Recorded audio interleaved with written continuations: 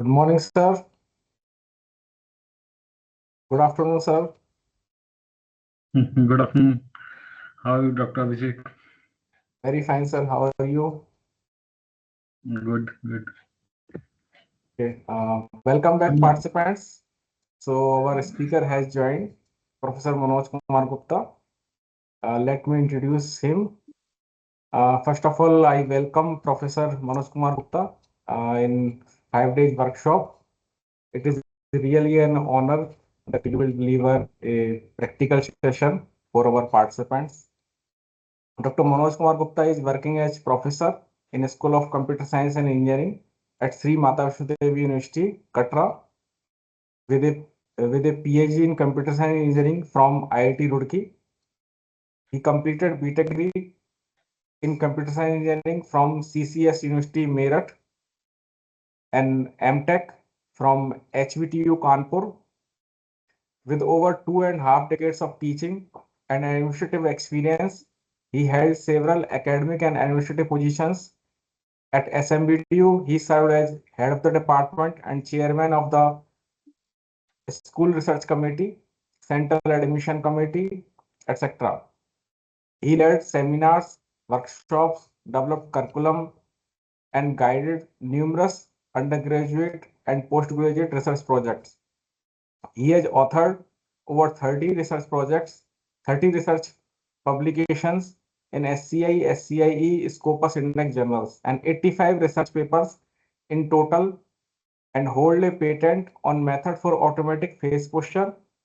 He has delivered more than 40 invited talks at national and international conferences, workshops, and shared insights on emerging technologies and interdisciplinary innovations. He has supervised 11 PhD scholars and 17 MTech dissertations. His teaching and research interests include soft computing, bioinformatics, algorithms, machine learning, artificial intelligence, and data mining. His work continues to reflect my dedication to advancing knowledge and inspiring students in the ever-evolving field of computer science. So with this introduction, I invite Professor Manoj Kumar Gupta to deliver the session. Over to you, sir. Thank you, Dr. Abhishek, for giving the introduction. And may I know what the time frame that I have, because it's a 15-minute delayed, and so can I will have to wrap up within 4:45 or 5 till 5? It's up to you, sir. It's up to you, whatever you feel comfortable. Okay, So fine. Okay. Okay, so let me first share the presentation. So please just I'm sharing it, and please let me know if it has been shared.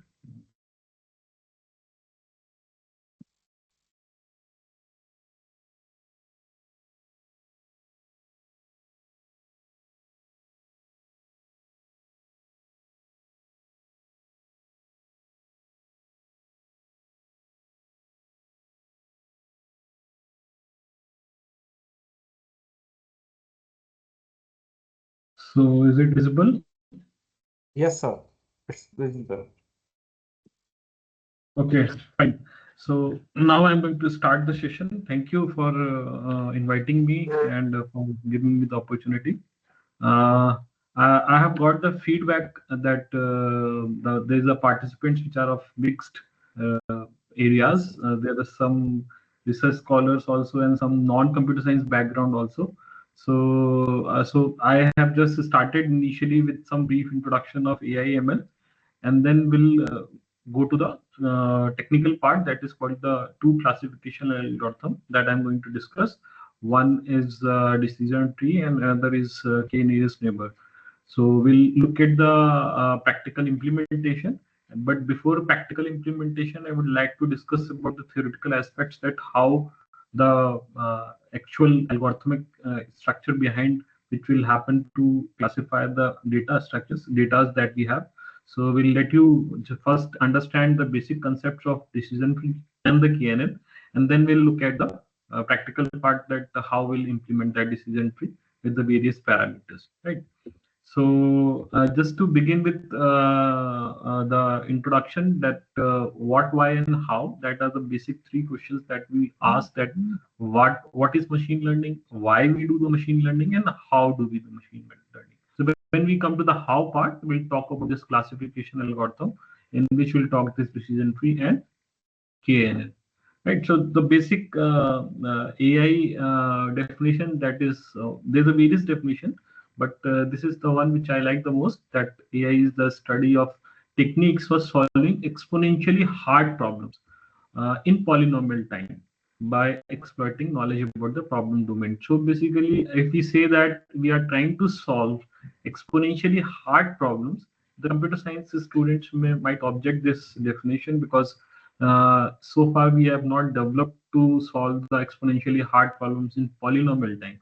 But in machine learning, we have some notion of understanding meaning of hard problems, and we not solving it at the optimal level, but we reasonably well level we try to solve. So that is the ultimate aim of the artificial intelligence that we want to solve. And initially, we have started with the term AI, which has been coined in 1956, basically. And then there's some era which is started in 1956, goes to some highs and lows. And then we have entered into the era of machine learning, which prominently could be started in late 90s. But due to various limitations, the field has not been flourished, and one of the main limitation of the computational problems that we have, because of the computational limitations, we will not have that much computing power. That is one thing which limit the flourishing of machine learning. And another is basically the amount of data that we have collected in structured form. And then we entered in starting 2010, we have started with the deep learning. And again, the deep learning, the area started because of these two factors, due to the availability of huge computational power, and due to the availability of huge data, which is structured as well. So that these two fields, which unknowingly have contributed more in the area of flourishing this deep learning. And that is the one of the important field which nowadays flourishing and have gone to the new heights. So we'll today start with what is machine learning for the some non-computer science background peoples. That there's a one famous definition by the author Samuel, that machine learning algorithms enable the computers to learn from the data. So that's the important thing, that learn from the data. That means we did not want to program explicitly for anything, but we want to learn it from the data. So that is the whole what that machine learning. So in crux, the machine learning is only we want to make it learn through the data rather than programming explicitly. So that was the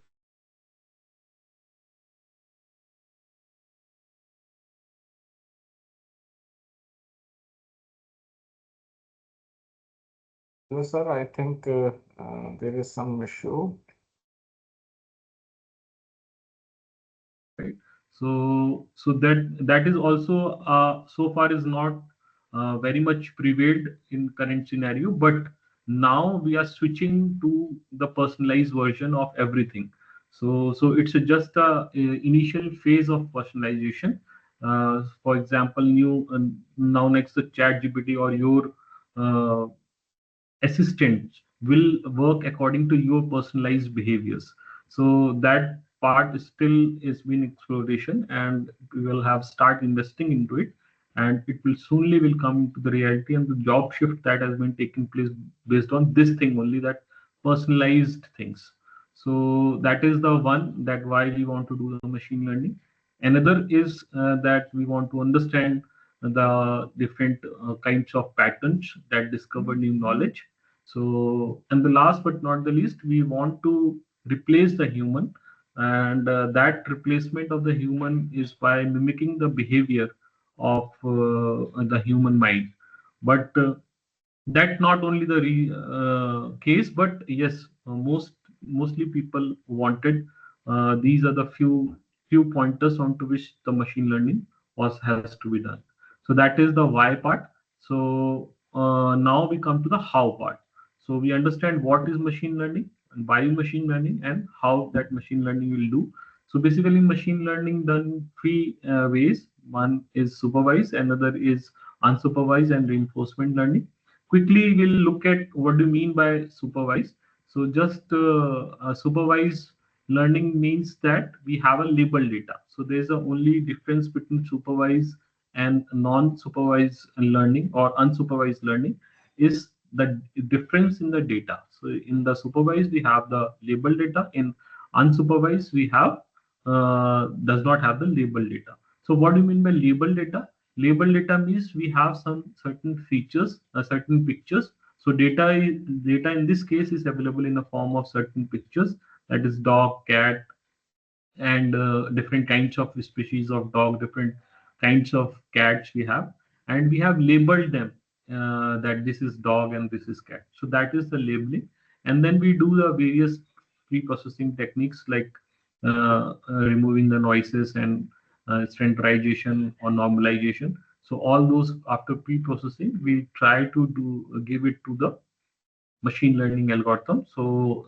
for example, the decision tree algorithm that we are going to learn today. So that will going to classify whether the picture is of dog or cat. So that is the basic uh, supervised learning in which we supervise this algorithm by labeling the data. That means we informed this algorithm that this image is called dog, this image is called cat, and then we want it to be process it accordingly and tell me if the new data comes, then it will tell that which is dog and which is cat, right?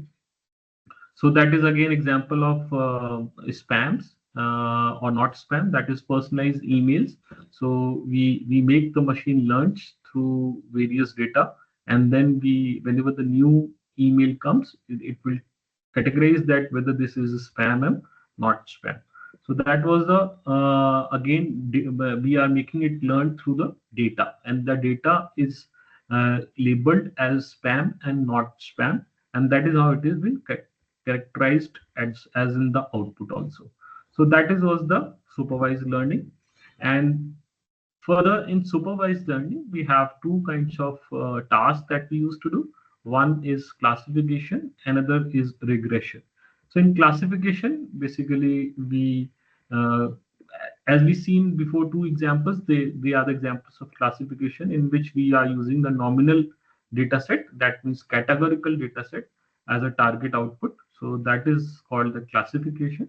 And if the output that we want to predict is not a labeled data or the category, but if we want to predict a numerical value or the real value, then we will call it as a regression, right? So the classification example we already have seen in last two, but regression is like predicting the stock market price of any stock. That is the basically a kind example of regression.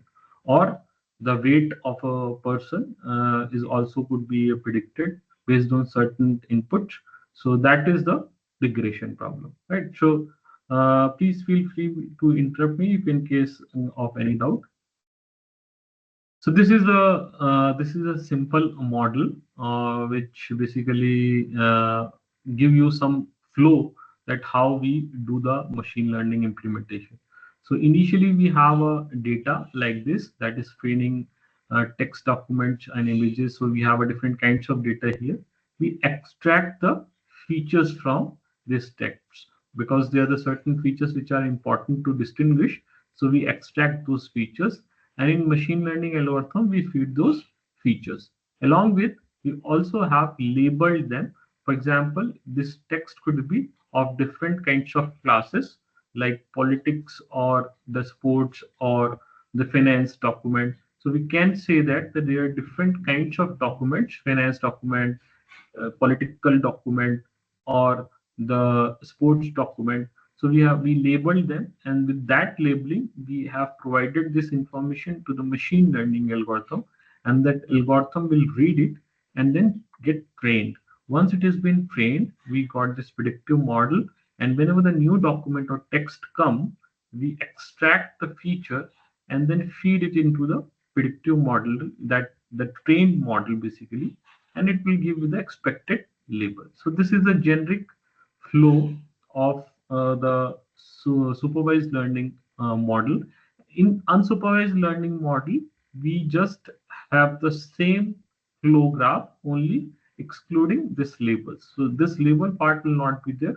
Rest all the things will be same, in which we have the data, we extract the feature, we give it to the machine learning algorithm, and then once it has been trained, we again try to predict it, but that creates a different kinds of groups.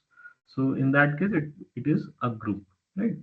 So this is an example of unsupervised learning, in which we say that we have a unlabeled data, and we have just giving the pictures without labeling that which pictures belongs to which species or which animal, and we just provide these images to this training algorithm. Like one of the famous algorithm is k-means clustering, and then we will give the output based on certain common features of each species. It try to make it a group.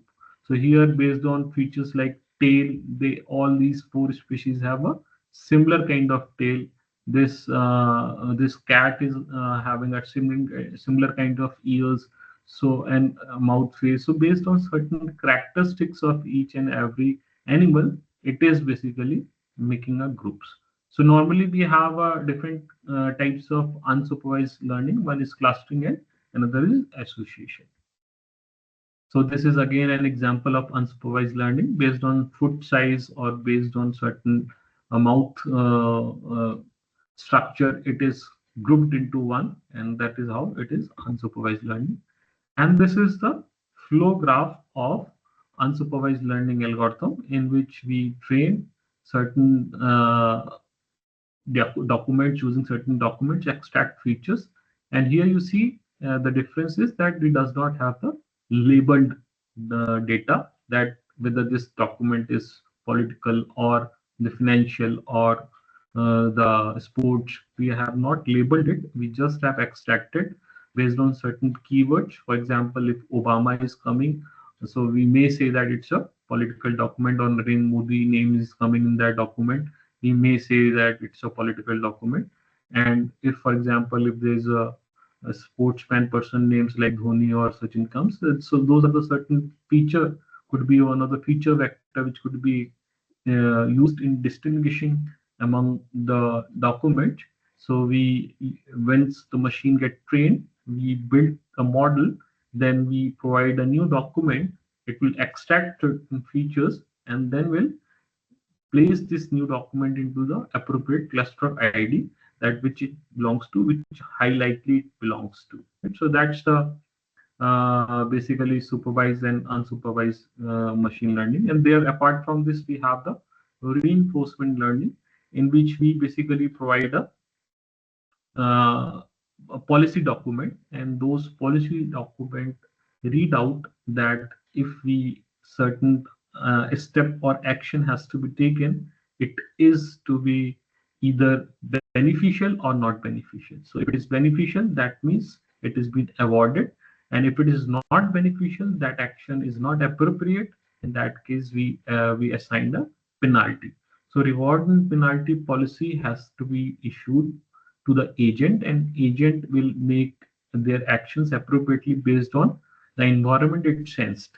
So it is more about the robotic implementation when the environment is unknown to the people, and the machine or the agent perceives the environment through the sensors, and then take the certain unnecessary steps, right? So first it observes, then select action using policy, that policy document that we have provided, and based on that it takes certain actions. Once the action has been taken, then we evaluate the actions whether it is good or bad. Based on that, we award or penalize, right? So if the action is good, we reward it. If it is not good, or we does not want to make this move again, so it is been penalized. For example, if it is here it is moving towards this fire, so it is not an appropriate action, so we put a penalty of 50 points. So in the same way, certain new things has been incurred in the process. In that case, we update the policy, and that is the learning step. And iterate until an optimal policy is found. So this process has been iterated. So mainly in game playing field, we use the reinforcement learning, right? So that is the one of the area where reinforcement learning is predominantly being used in the computer game playing process. Right? So these are the certain game playing examples. So it this mouse where you see that it take leftmost then rightmost, and based on that reward, it try to place landing in between these two flags. Right.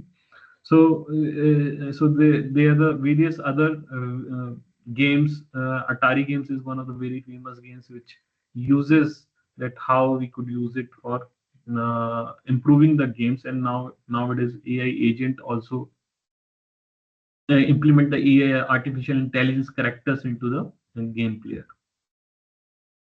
So in the nutshell, what are the basic steps that use in the machine learning? So we first select the data. That is the first step, and that data could be from any format like Excel or the Access text or the files or text files. So that is the first step. And then we prepare the data because we want to make it a useful data. If there's a garbage data, then there's garbage in and the garbage out will be there.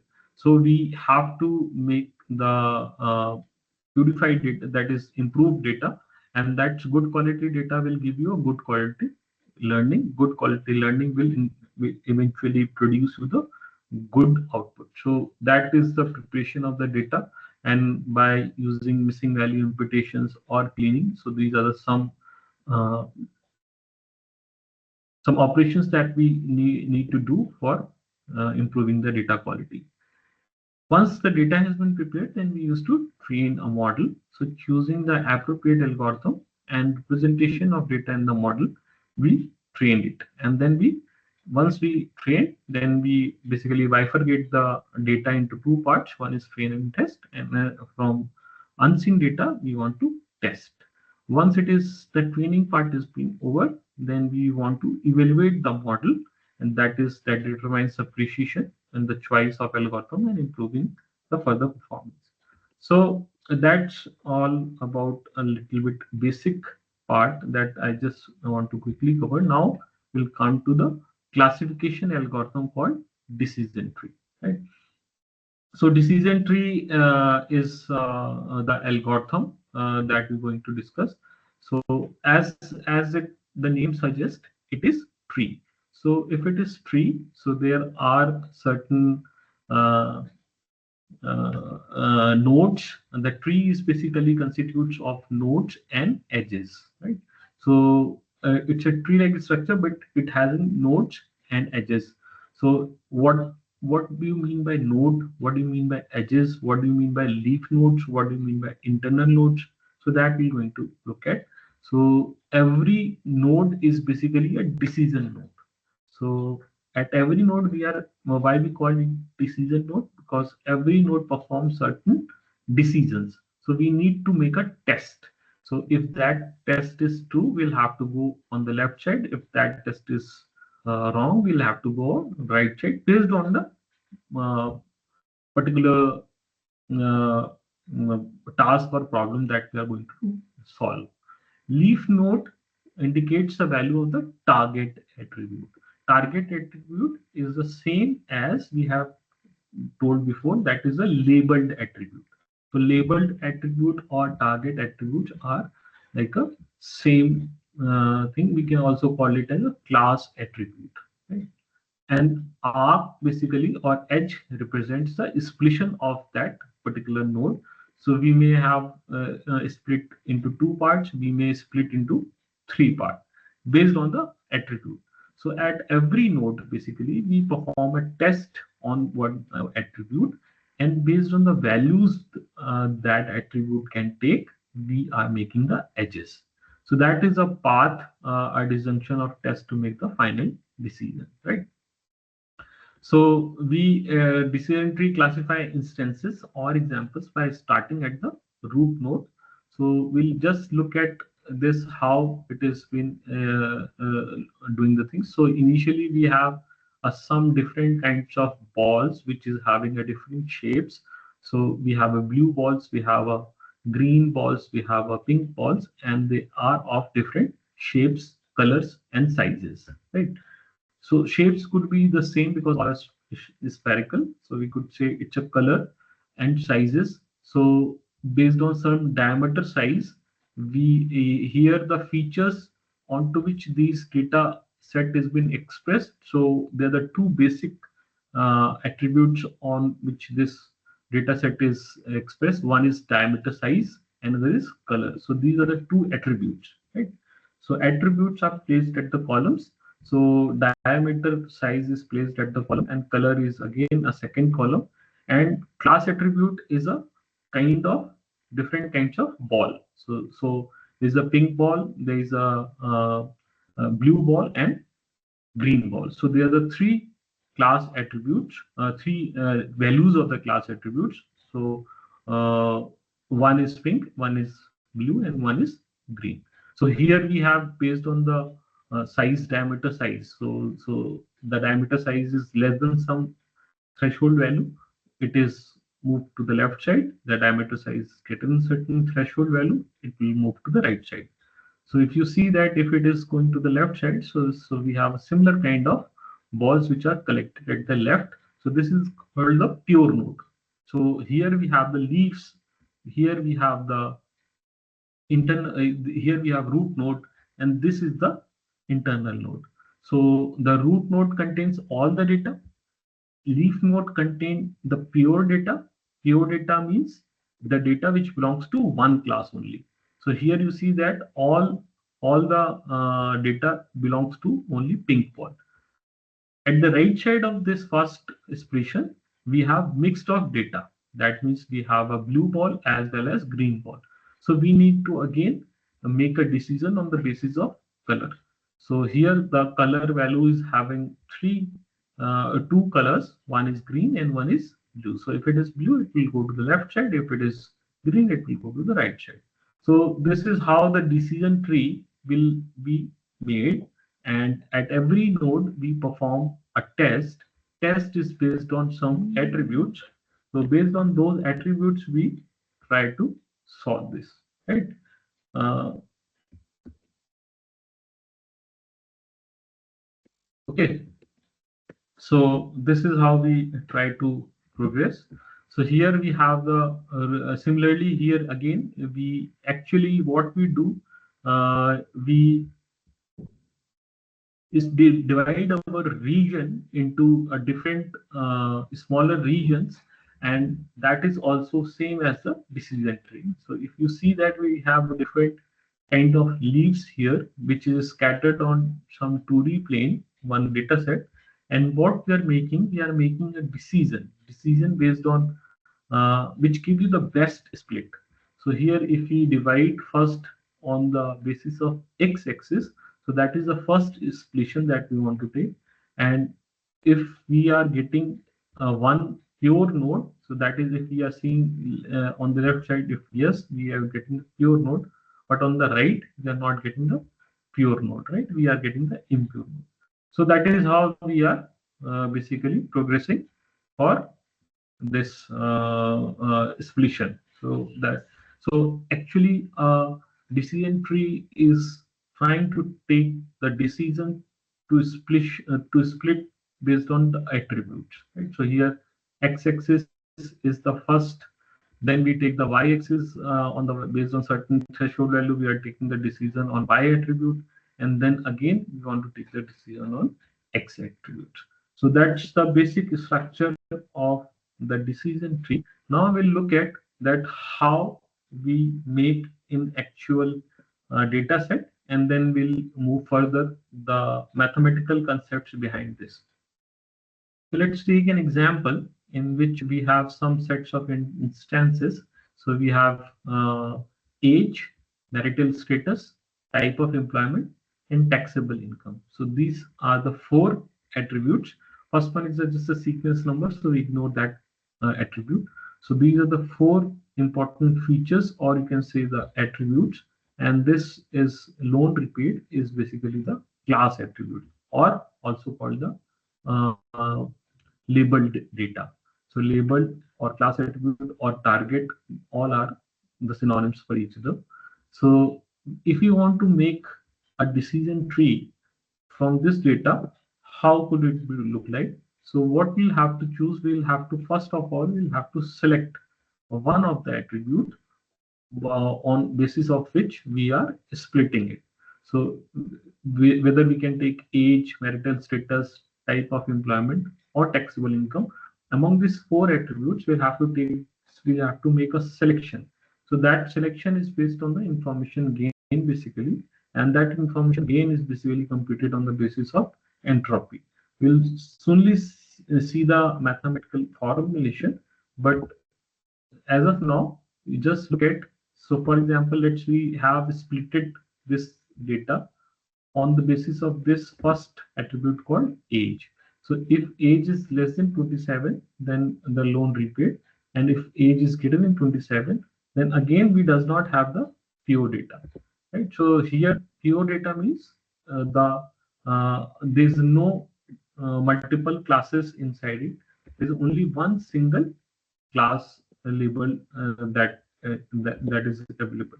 So here, if you see, the age is less than 27. So wheresoever the age is less than 27, like in the first ID, the loan payment is repaid is rest all are basically, and this and that customer ID 26 is also no, right? So here all other are greater than 27, but only these two ID, that is the 1 and this 5, are loan repaid loan. So both are belongs to the same class label. So that is why they are called pure. If one is no and another is yes, in that case we'll call it as a impure, and we further have to make a solution as in case of right hand side of this root node. That means if the age is greater than 27, like in any other IDs except 1 and 5, so in all those IDs, we have some yes and we have no also. So there is the impurity with respect to the class labels. So purity means if we have all class labels, if impure means if we have a multiple class labels that joins in. So in that case, marital status, again we'll have to, in order to get the pure node, we'll have to find out that what will be the marital status, another attribute that we have chosen. And if it is single or married, in that case, we have this yes, right? So basically, marital status is another internal node on which we are making a test that whether the marital status is single, married, or divorced, right? So we have three outcomes through this marital status node. One is single, another is married, and another is divorced. So for single and married, the output is same. So that is why we have just make it two labels on one edge. Otherwise, we'll have to make three edges out of this marital status, right? So that is the divorce, and then we have a type of employment and self-employment. Again, we try to find out that which one is the again another attribute that we'll have to select, and this is how we'll make the decision tree, right? And now if there is another test instance that come whose age is 35 and whose marital status is divorced and whose type of employment is private job and its taxable income is 50,000. Now we'll have to find, once the decision tree has been made, now we'll have to find out that which whether this is able to repay the loan or not. So you see, you process it from the age, that is if it is greater than 35, so we'll have to move on the right side. Marital status is divorce, that means we'll have to move on to the left side of this marital status. And then the type of employment is private job, so that means we'll have to go again right side. And the income does not matter, because here you already have got the uh, pure node. So your government job, because of that reason, your salary is not accounted in this case, and you will able to repay the loan. So that's the one of the way any new instance or the test instance will come, and you will able to figure out that which node it belongs to, which leaf node it belongs to, and that is what the actual goal is. So far, any questions so far, or anything if you want to ask by anything? Okay, so now we'll go to the principal criteria. So what will be the principal criteria? The principal criteria is that how we select the attribute. So far we have seen that how the tree is looks like. Now we'll look at how to mathematically construct this tree, and then we'll look at the implementation part of it. So the selection of an attribute to test at each node is by choosing the most useful node. Right? So as we have seen before, we have four attributes are there. Now we'll have to choose which one is more useful. And what do you mean by useful? Useful means that have the highest information gain. So when we'll say or the highest information gain, so that means we need to measure that how well a given attribute separates the training examples according to their target classifications. So we want to make use of this mathematical information of information gain to select that particular attribute. Right? So this measure is used to select among the candidate attributes, and that will help in growing the tree. So how we'll calculate the information gain? That information gain is basically computed on the basis of entropy. Right? So the entropy is the measure of homogeneity of the set of instance.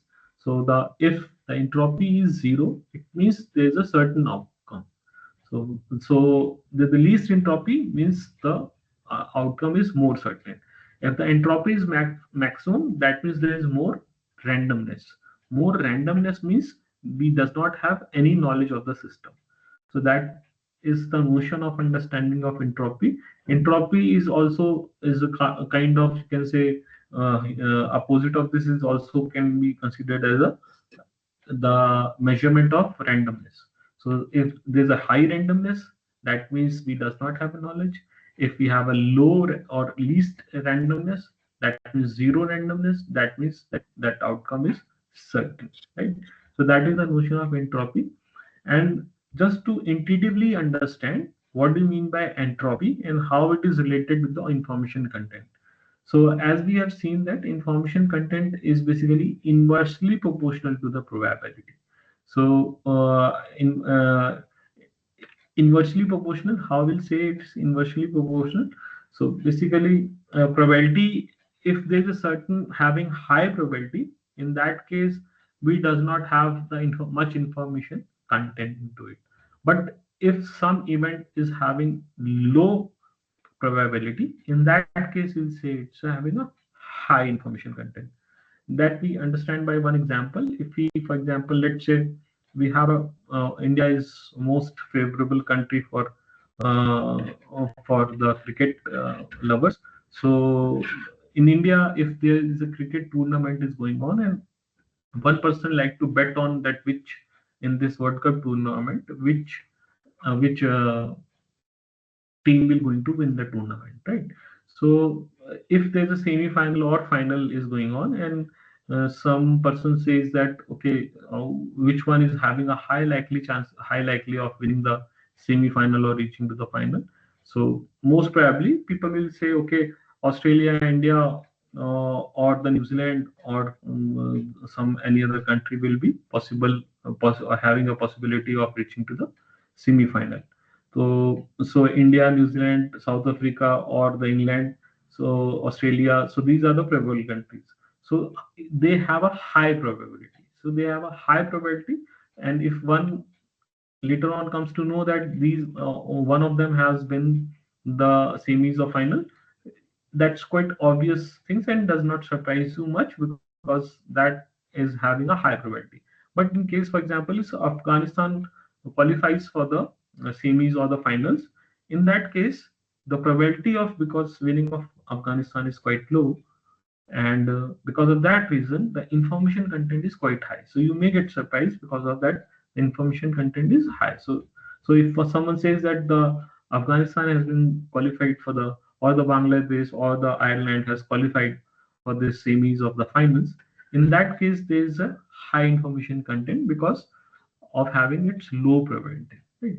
So if we say that any two independent events are happening, and if we, let's say that two independent events are called X and Y, right?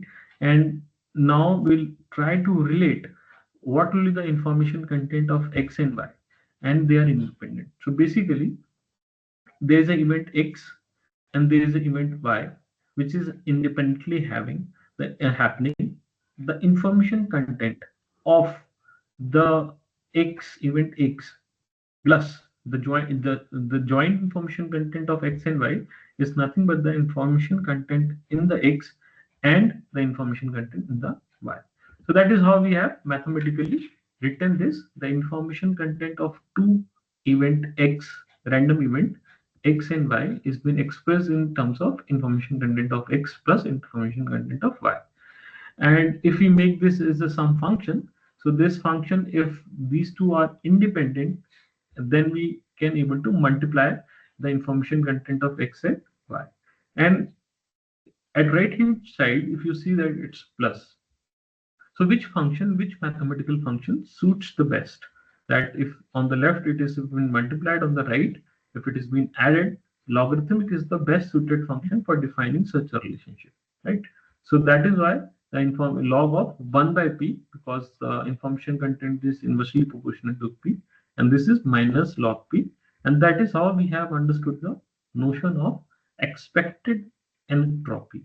So expected entropy is computed as p log p, with where p is the probability. So sometimes if we talk about the expected entropy of positive class, so the probability of positive, if the probability expected entropy of negative class, it will be probability of negative. Right.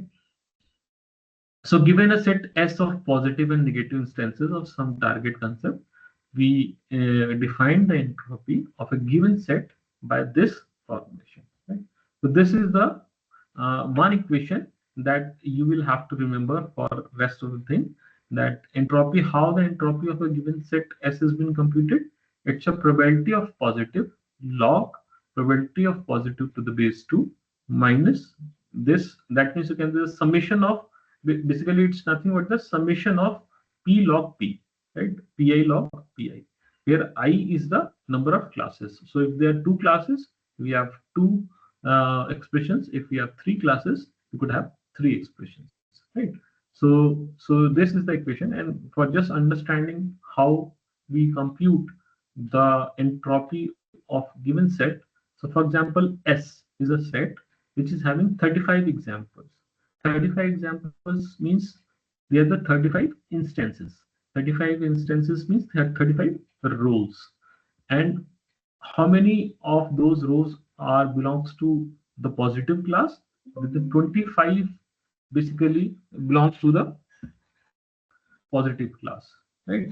So that's the uh, that's the one of the way to understand this: 25 positives and 10 negatives.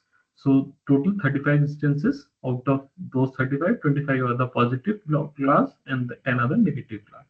So you just have to put those values over here. So the probability of positive is what? 25 divided by 35. Similarly, we will put 25 here divided by 35, and that is the entropy for the positive. Similarly, we could calculate the entropy for the negative, right? So the entropy for the negative is computed as this minus 10 by 35 divided by 10 by 35 log 10 by 35. That's how we can simply compute the entropy of the set S. So now we're going to compute the entropy for this set. So, and then we try to implement this same data set on the Python, and we'll look at that how our trees grows. So first we'll look at the mathematically, and then we try to look at that how this will be grown through code also. So we have understand this data set little bit first. So we have total 14 instances, or you can say the 14 examples, and 14 examples means the 14 rows.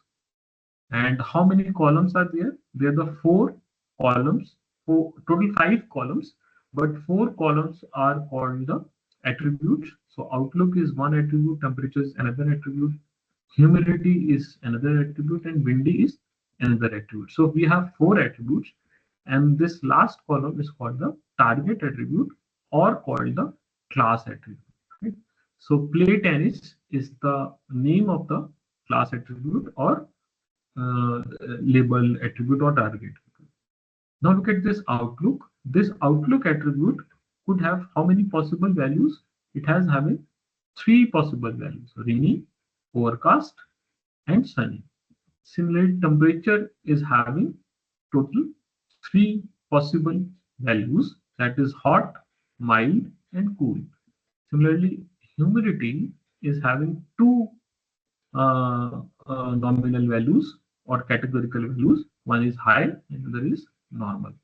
Windy is having two, that is true and false, and the class attribute is split and is also having possible two labels called no or yes, or you can say the positive or negative.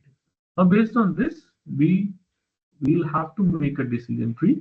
And how we make the decision tree? The decision tree will select out of these four attributes, that is outlook, temperature, humidity, and windy, and then try to pick the one and do the test, and then split it, the data, into smaller data sets. So how it how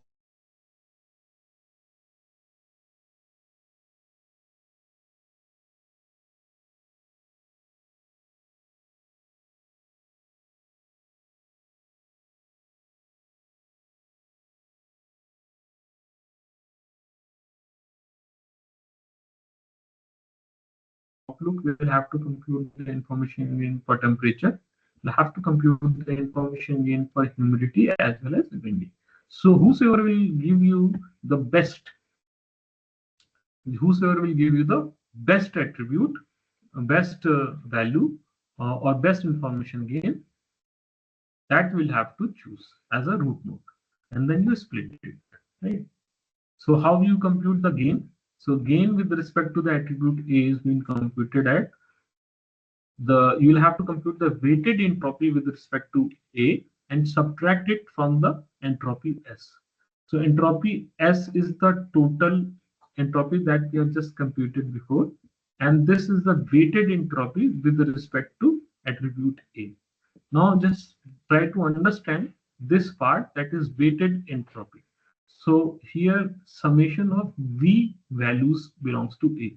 So what is small v here? Small v is the possible values of attribute A. So here, for example, if we are talking about outlook, how many small v could be? That is rainy, overcast, or sunny. So 3v could be belongs to this. So for every possible value of A, we'll have to compute the weighted entropy, that is mod of SV divided by S is the probability of particular, or you can say the weight for particular attribute, and then we'll have to compute the entropy with respect to that particular value of the attribute, and then we similarly will have to compute all three, and that is how the weighted entropy is being computed, and then we subtract it from the entropy of S, and that's how we'll compute the information gain of that of the set S with respect to attribute A, right? So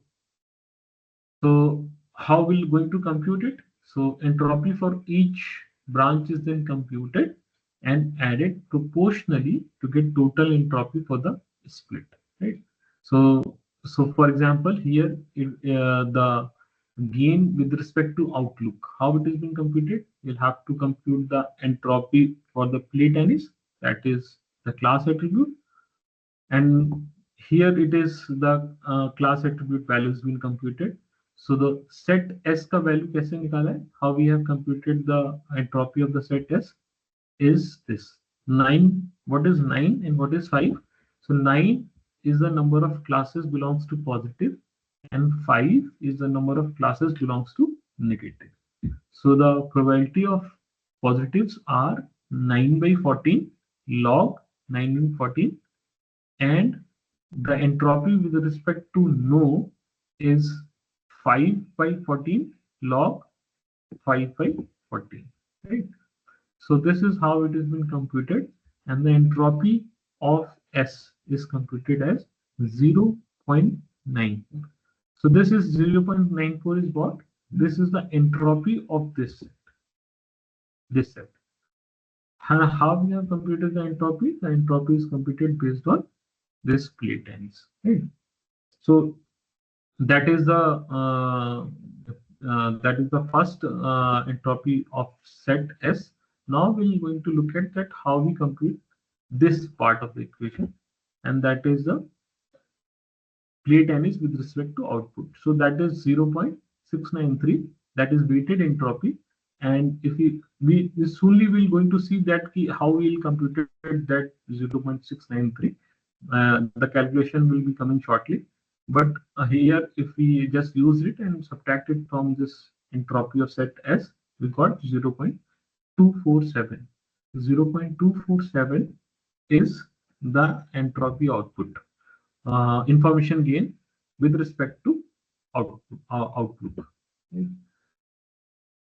So this is the demonstration of this value, that means 0.693 that we have computed, that we are going to show here. So as I told you before, we have outlook. How many values the outlook have? Have three possible values. One is sunny, one is overcast, and one is rainy, that is in the another slide. So look at this part. We have bifurcated this sunny values for the outlook attribute, and here we have seen the target variable associated with the sunny value of the outlook. What are the target attributes? Sunny, so this is 3 no and 2 yes, right?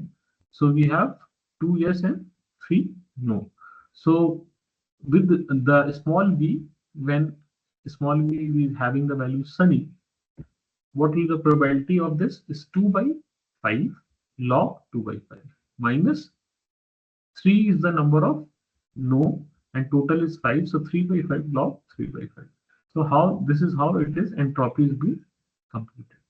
Now once we have those that entropy is being computed, then in that case we again have this S equals to 4 plus for overcast, when the overcast when the outlook is having overcast.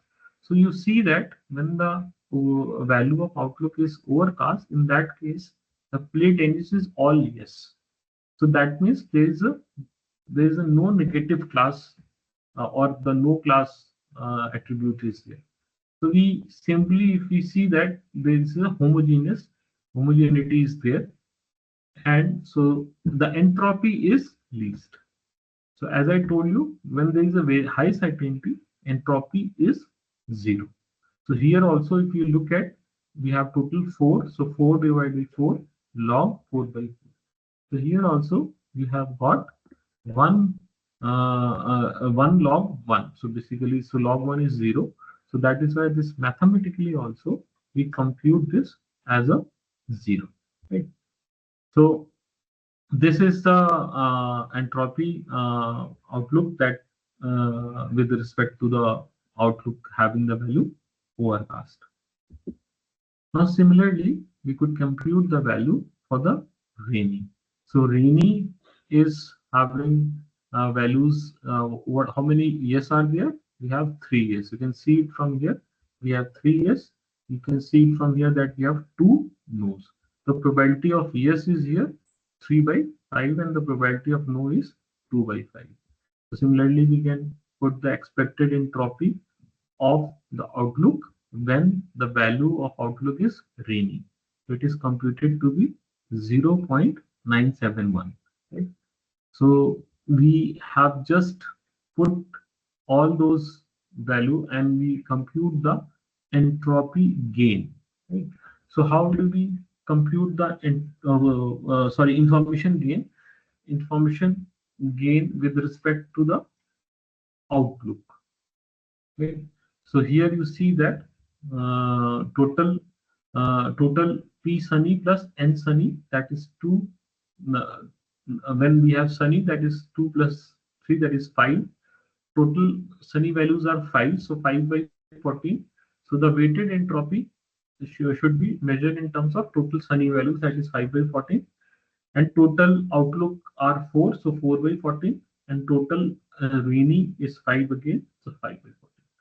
So that is how we have computed the weighted entropy of outlook. And this is how, as I discussed it before, 0.693 is the value that we have obtained.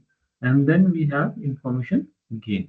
So we subtract this entropy of S minus entropy of this outlook.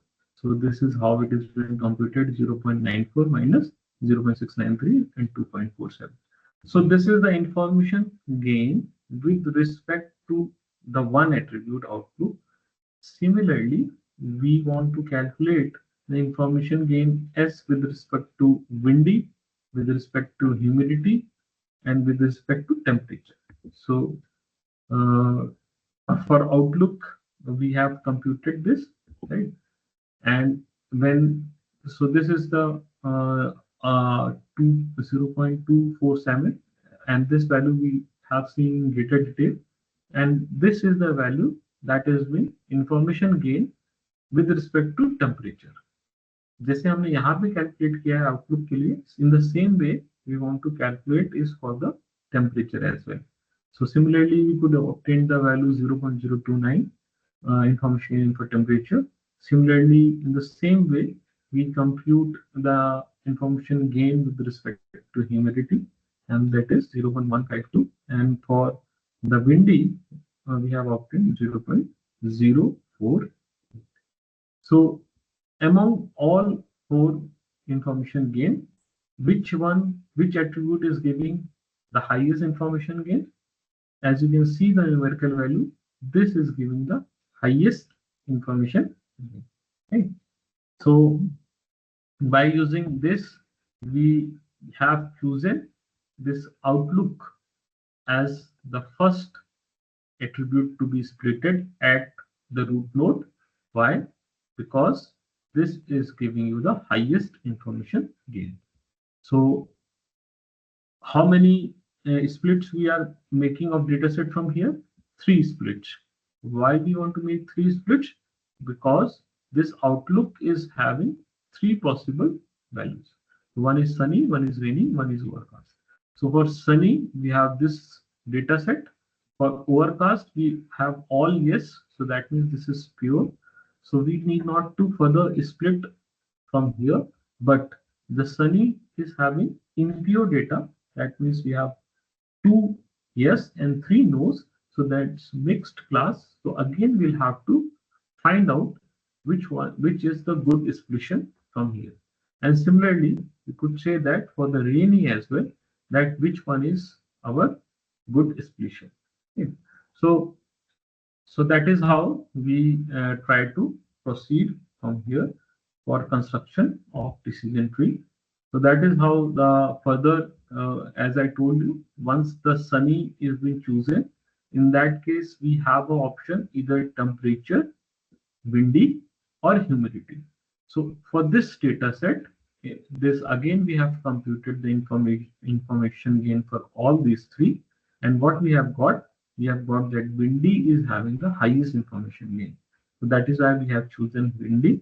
Once the windy has been chosen, we have splitted it into these two data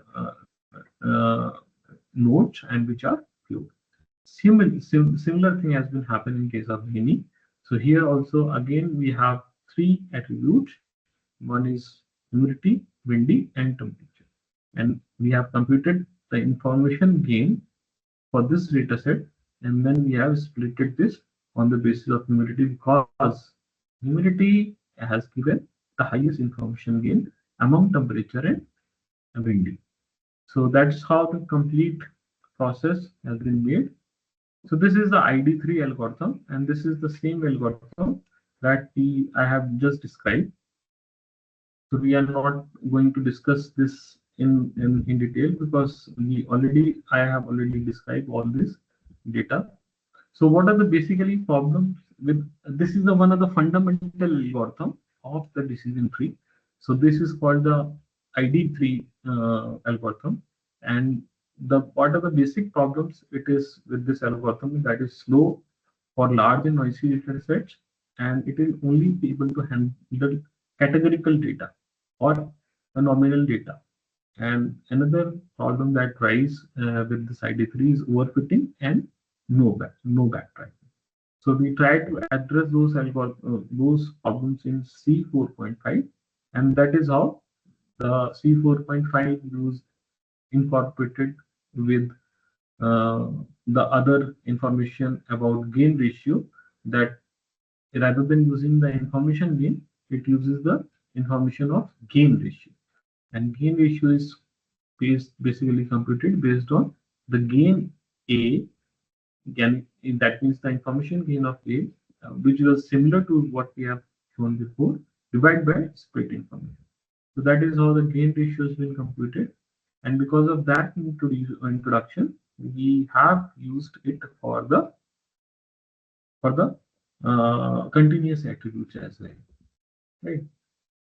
So entropy-based mechanism is one. So another is Gini index, and another is classification error. And based on Gini index and classification error also, we have made the split, right? So Gini index is another criteria.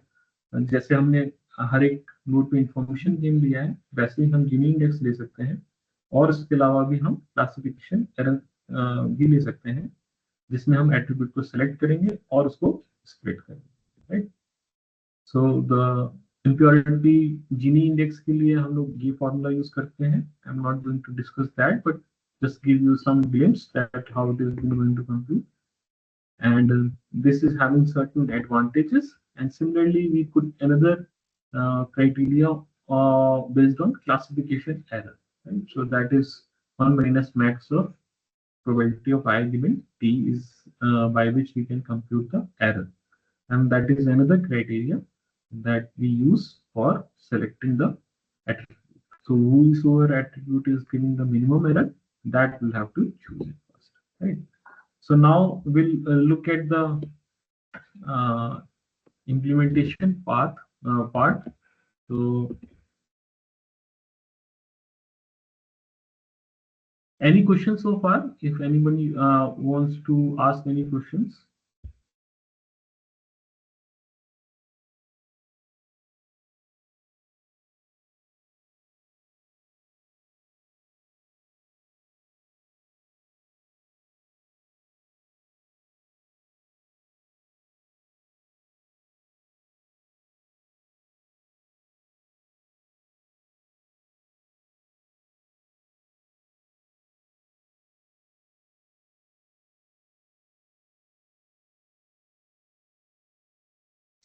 Okay, so this is the would you able to see the shared screen? I have changed my screen. Anybody could confirm?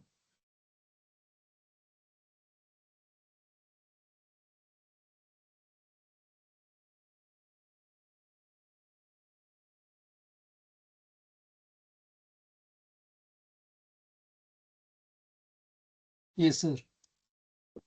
Okay, fine. So this is the implementation of the decision tree. So we have imported the necessary libraries. So we import the NumPy, as we all know that these are the essential library modules that we have to import first. So we have imported NumPy for data manipulation. We have to use pandas for all the data frames in which we store the data that is being stored in the pandas.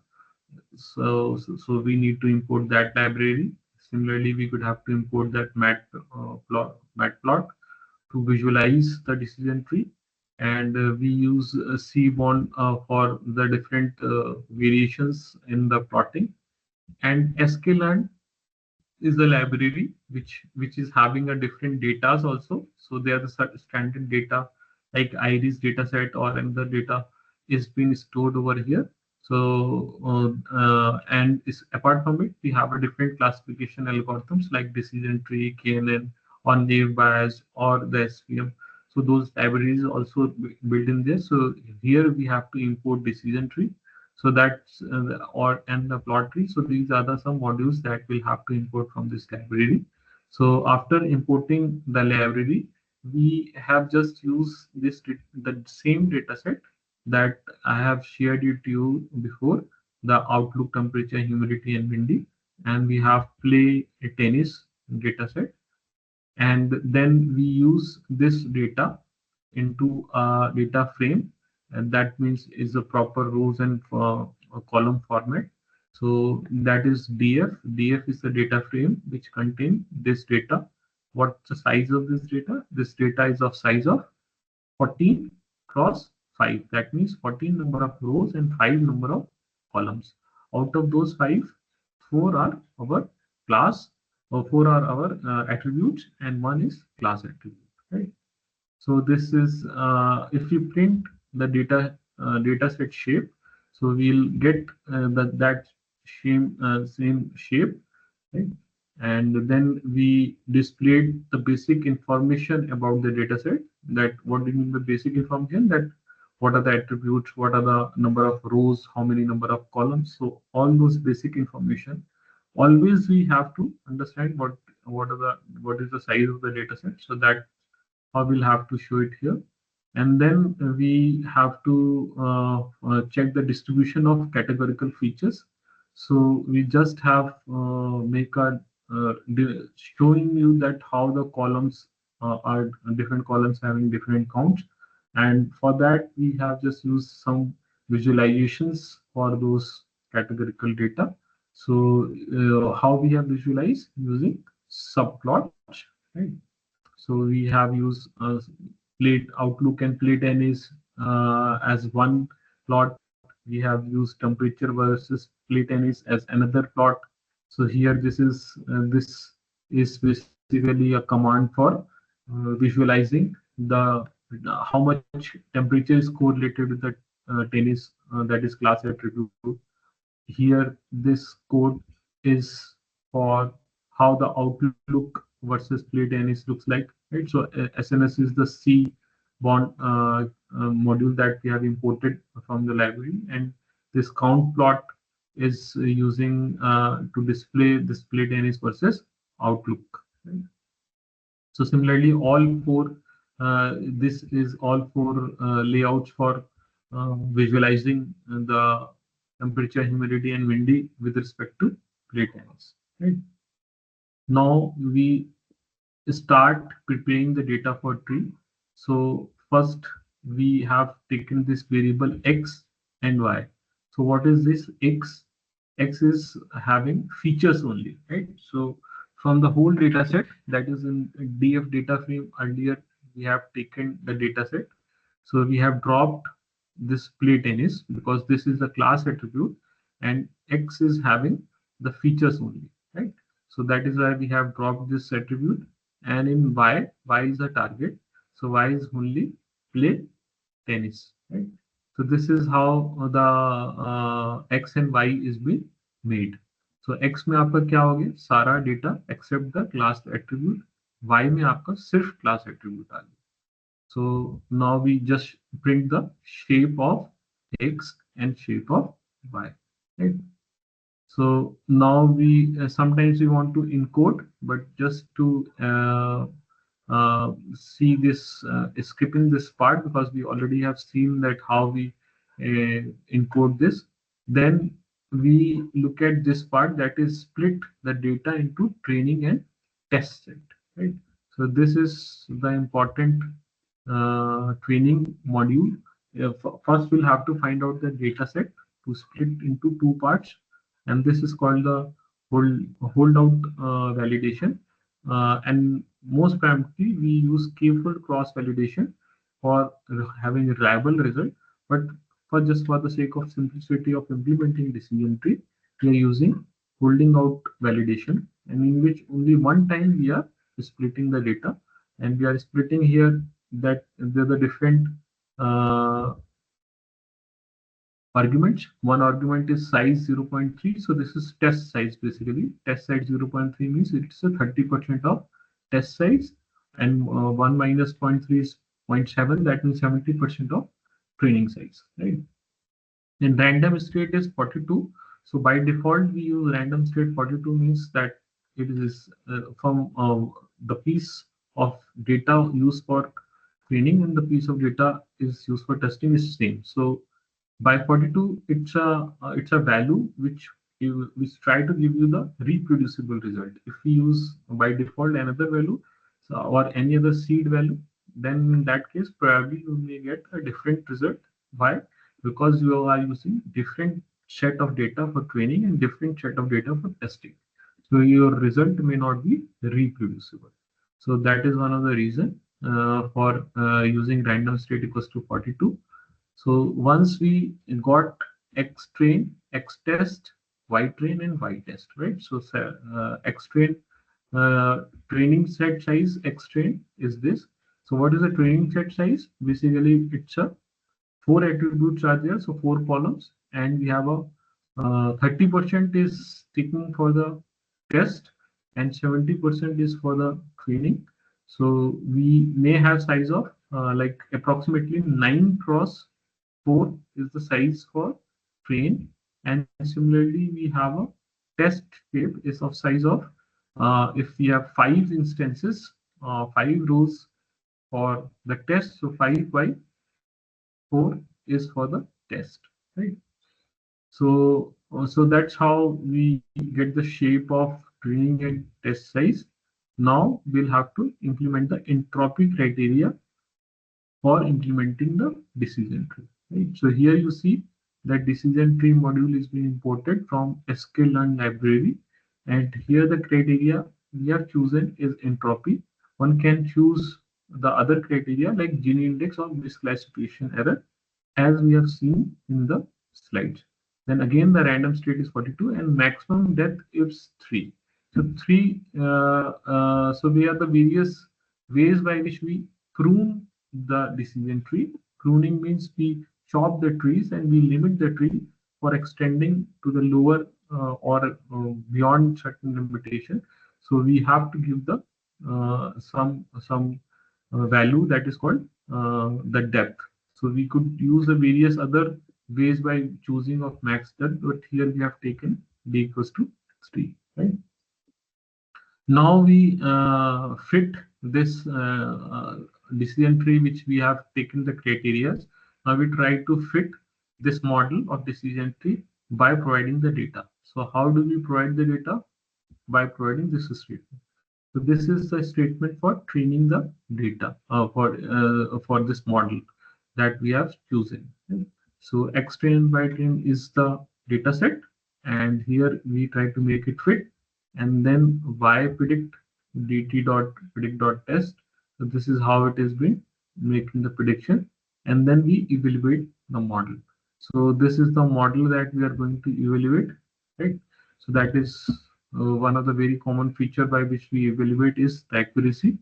So accuracy based on the confusion matrix in which the diagonal elements represents the true predictions and the non-diagonal elements represent the false predictions. So how do we compute the accuracy? We sum up the diagonal elements divided by total number of elements that we have predictions.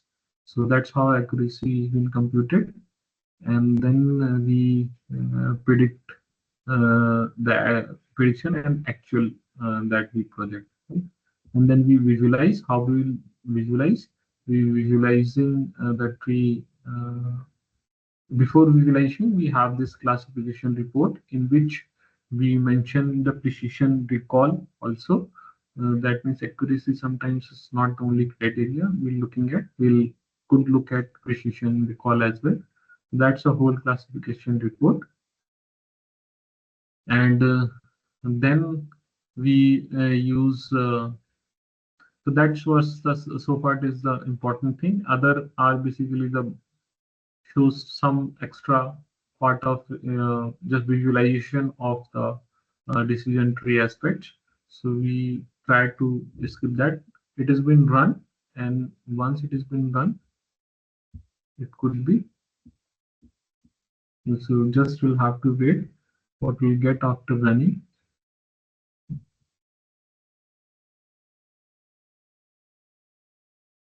And we also have made it compare it on the basis of the Gini index also, that how our entropy based tree and the Gini based tree, how much they are similar and dissimilar, that we have also shown. And in this also we have shown the importance of feature. Right?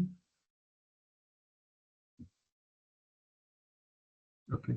So this has now the program has executed. So if you will start looking at, so this is the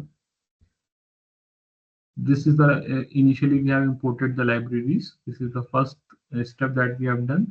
Then we have created a sample data set, and the data set shape is 14 by 5 as told before. So this is the data set we have displayed, and the data set information is 14 entries whose index is from 0 to 13, and total columns are 5, and these are the 5 columns, and we have different data types. And similarly, we have a value counts for each feature. So we have sunny, the value counts are 5, rainy, value counts are 15, overcast 14, like that. And then we similarly, we have done it for the humidity. And this is the visualization criteria for play tennis. That means if we have the outlook is having sunny, in that case, how many yes are there, how many no's are there. So in this case, 3 yes and 2 no's.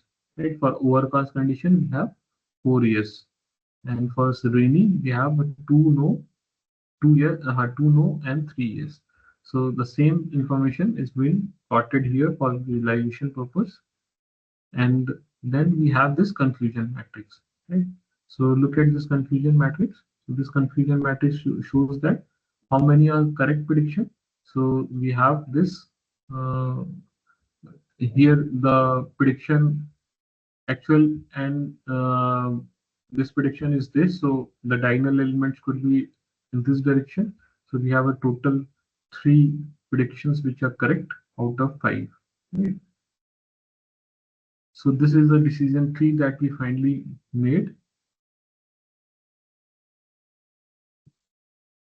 And this is the important decision categorical, which is windy is the most important, then humidity, and then temperature, and then outlook. Right. So we have also compared it with the Gini index as well. And after comparing it with the Gini index, so this is the similar kind of output that we have obtained. Right. So that's all for the decision tree. Now we will take a few 15 minutes of break, and then I will resume my session. So far, any questions if you have, or otherwise we'll take a 15 minutes of break from here, and then we'll try to resume by 45. We'll try to resume for the another session for on the KNN. Is it fine? Any questions so far? Any question from the participants?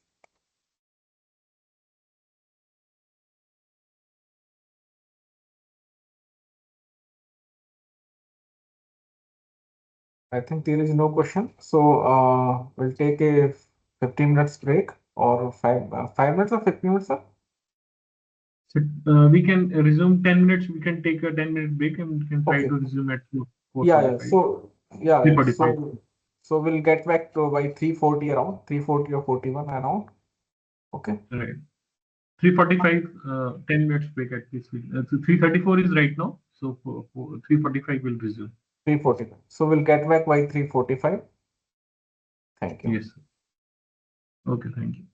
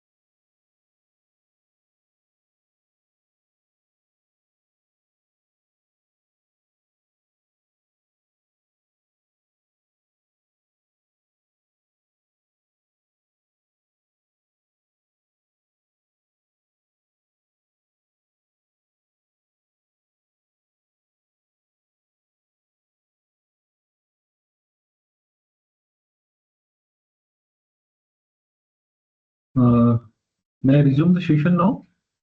Yeah, please, sir. Welcome back, participants. So I hope all have joined again. So now, sir will start the session. Please, sir. Okay. So I have shared the slide and is it visible? Yeah, it's visible. Okay. KNN sheet is So, visible. pardon? KNN sheet is visible. Okay, fine. So, so far we have seen the decision tree algorithm. So now we look at the KNN algorithm, and which is represented by sometimes the class may be represented by centroid and midroid. So what will happen in KNN? The simple criteria based on the KNN work is stands for KNN, that is K is number of neighbors, and we have to find out the distance of the unseen case to each of the attributes or each of the instances. So that is also why we call this as instance-based classifier, because we have to compute the distance of this unseen case with each of the instances given in the database. So we have the training record. So as we have seen before, the records are arranged in this manner called attribute 1, attribute 2, and so on. And we have this last is the class attributes in which we have a different classes. So here we could have three different classes A, B, C. So whenever the new unseen instance come, we'll have to compute the distance of this unseen to every other instances given in the dataset. Once that has been distance has been computed, then we'll have to find the k among all those instances. We'll have to identify k number of instances which are closest to this one. So once we have found the k nearest neighbor, that is the meaning of nearest neighbors. So for the nearest neighbors, for the notion of understanding what do you mean by nearest, we'll have to compute the distance and sort it and find the k first k instances. So once those has been identified, then we will say assign the class of majority of the k, among the k R belongs to. So that's how we assign the instances or the class label. This is also called the rote learner. Why we call it rote learner? Because it does not make it learn through certain parameters. It memorizes entire training data and then it performs the classification. So the classification algorithm KNN basically based on memorization of entire training data.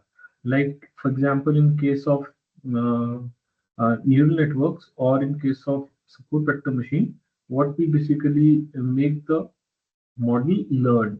So we have certain parameters like in neural network case, we have the weight among the edges are the parameters, and we make the neural network learn by providing input and making it output and then providing the feedback mechanism, and it changes their weights, and the changes in the weights taken place based on the required output. Right?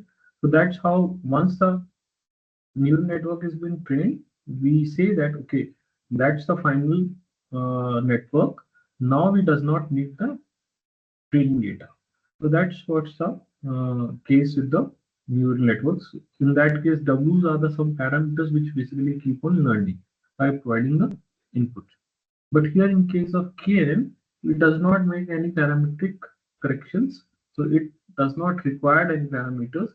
So it memorizes entire training data, and for solving any new kind of inputs that the unseen data is come, we'll have to again make use of whole data, entire training data set.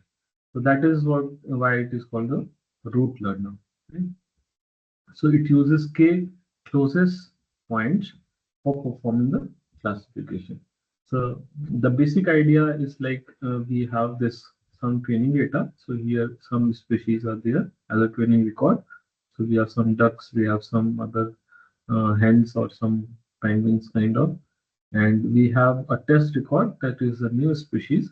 So new species will have to compute the distance of this new species to each every one other species given in the training cohort. Once we have computed the training data set from each one, then in that case we say that okay, we find the k, the nearest one, and then we compute the majority, do the majority voting, and based on that we compute the uh, label a target attribute for this particular test record. So this is the training which has been spreaded across the two-dimensional case. So what it does, there is a black point which try to compute the distance from each of the training data. And here, if we say that we have taken k equals to 5, in that case, it encircle 5 nearest neighbors, and then it will take look at the classes of each of the 5, and which will have the majority. This black nodes belongs to that particular class. So here you see that this black node 5 nearest neighbors are green. Among those 5 nearest neighbors, 3 are greens and 2 are red. So or you can say brown. So for this node, this new data set, the majority belongs to a green class, so we assign the green color to this one, right? So that is a basic k nearest neighbor classification way. Now the thing is that we'll have to choose the value of k. So how will we choose whether we'll have to choose the k is 5, or if we are using k equals to 7? If you look at the k equals to 7, the brown are maximum, right? So on what basis we'll have to choose? That is an open problem in the area of machine learning. That what will be the optimal value of k? Still it has been not been solved, because if we use k small values, it will subject it to noise. But if in case we choose large value of k, again it will goes to the majority voting. Because if the maximum size that we take k equals to n, k equals to n means when we have taken all data points into our consideration. In that case, we are not supposed to compute the distance. We are just have to take the majority voting. So who is having a majority voting, based on that we will choose. So again, that's it's a very subjective to the particular problem, that domain that we're trying to discuss. That for what value of k, the result should be optimal. Right?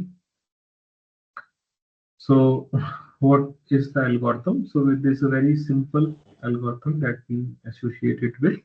So the positive integer k is specified along with the new sample. Now we'll have to select the k entries in our database which are closest to the new sample. Okay.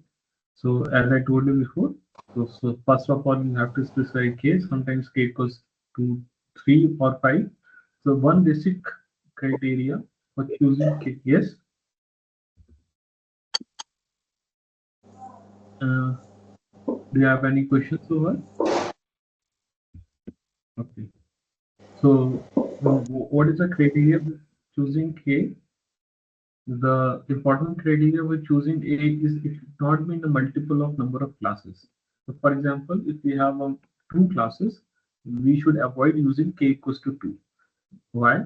Because that may result into tying the positions of majority voting when we are discussing about the majority voting.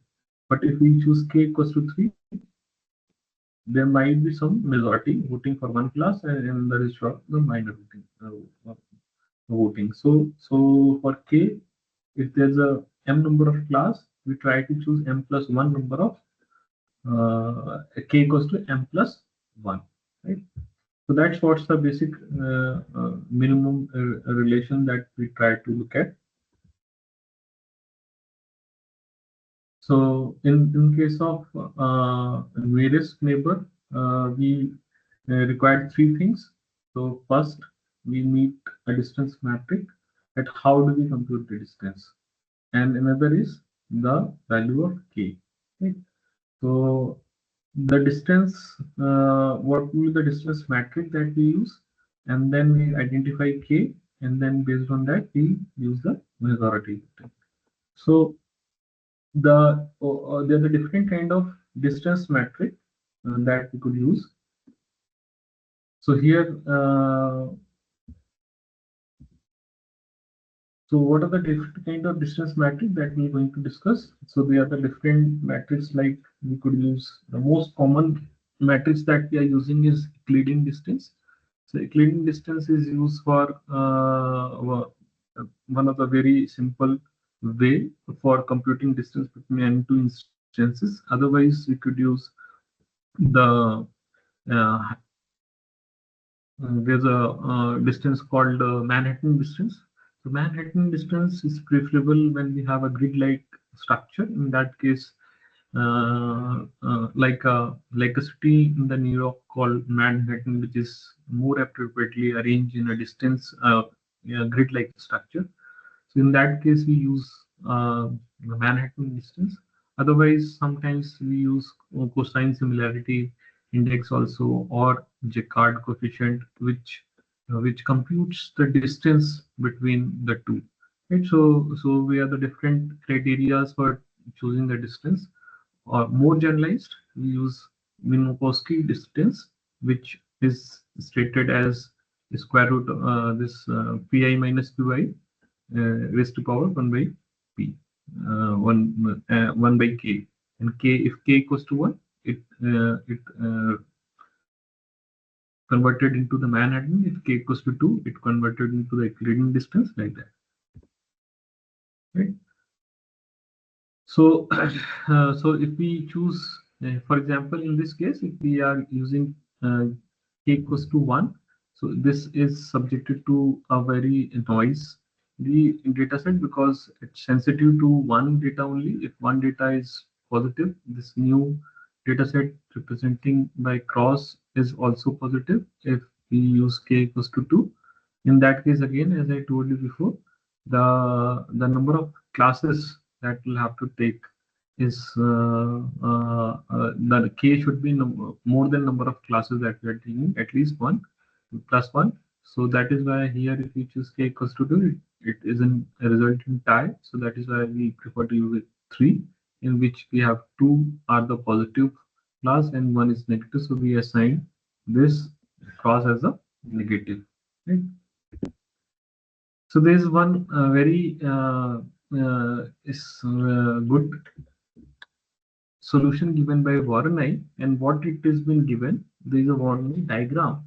What is diagram is a very interesting diagram in KNN, and what it says that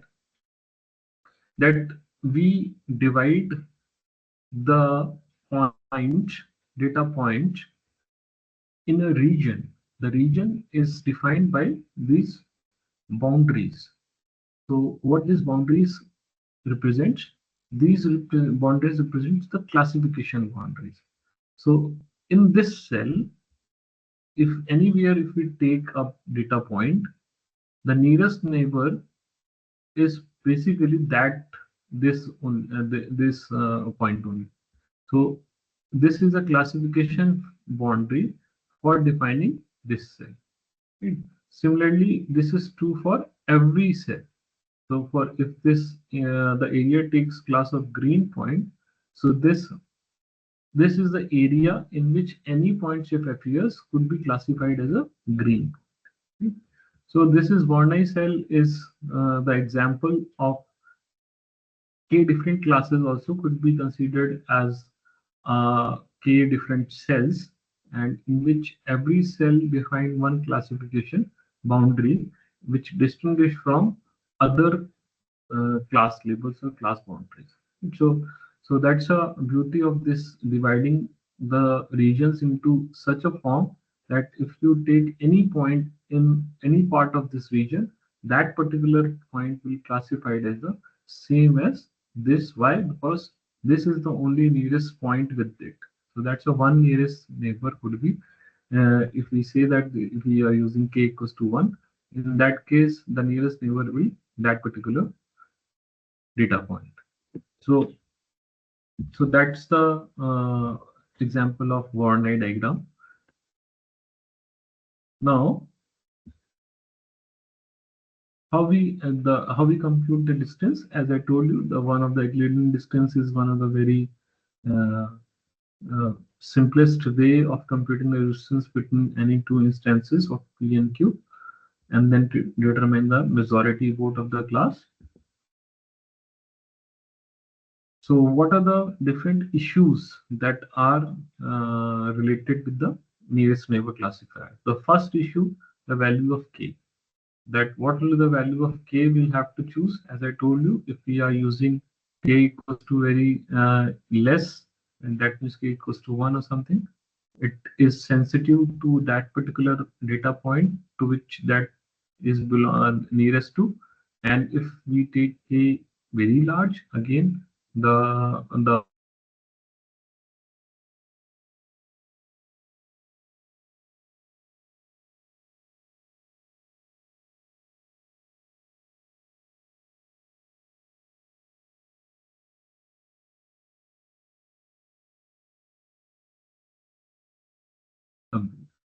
another is issue that is related to the computational complexity, that is the size of training set. It will increases, and the dimension of the data. So if we have the high dimension data, then that will have to compute the distance. So that's why computational complexity is also high. Same is true when the size of training set is high. In that case, also the size of the computational complexity is going to be high. So we'll address the first issue. So we'll take one by one. So that first stress, and then the second, and then the third. So addressing the first, what is the value of k? So if k is too small, it is very sensitive to noise. If k is too large, the neighborhood may include points from other classes as well. So what happens if k equals to n? When k equals to n, we'll have to only take the majority voting. We does not need to compute the distance. We only, because that's what the last step of the KNN algorithm is, that we'll have to compute the majority vote, and in that case we'll have to do simply that thing. So it's open problem data mining to decide optimal value of k. But normally, what is the rule of thumb? The rule of thumb is normally what we in practice what we used to do. K should be less than square root of number of training items. So, for example, if number of training instances is 1,000 in the or 10,000, in that case, we should choose k should be less than 100 at least. Right? So, and that's the one of the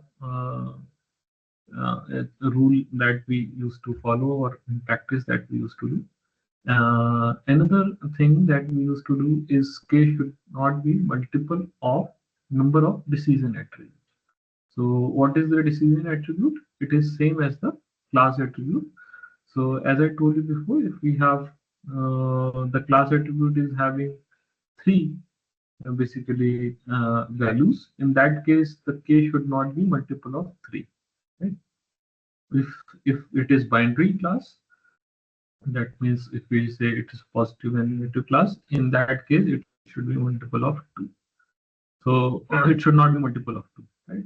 So that is the one of the way by which we try to address that the k should be. And normally the commercial algorithm use k equals to 10. So commercial algorithm is like that. For example, the people are trying to find out the credit card fraud detection. So that's one of the way by which they're trying to find out whether this transaction is fraudulent or not fraudulent. So in that case, we these are some commercial algorithms. So in that case, we use k equals to 10. Right? So another important thing that has to be addressed on KNN is that when we'll prefer this, right? So when there's a good number of samples and there's a large number of samples are large, in that case KNN algorithms perform well. Another thing is that what will happen in case of regression problem, like for example, in case of rather than having a binary attribute, if it is having a real value attribute. So if the output, the class attribute is having real values, in that case, what we going to prefer that we take average of those things, those k nearest neighbors. So, like in classification problem, if we are choosing k nearest, we are taking majority weight.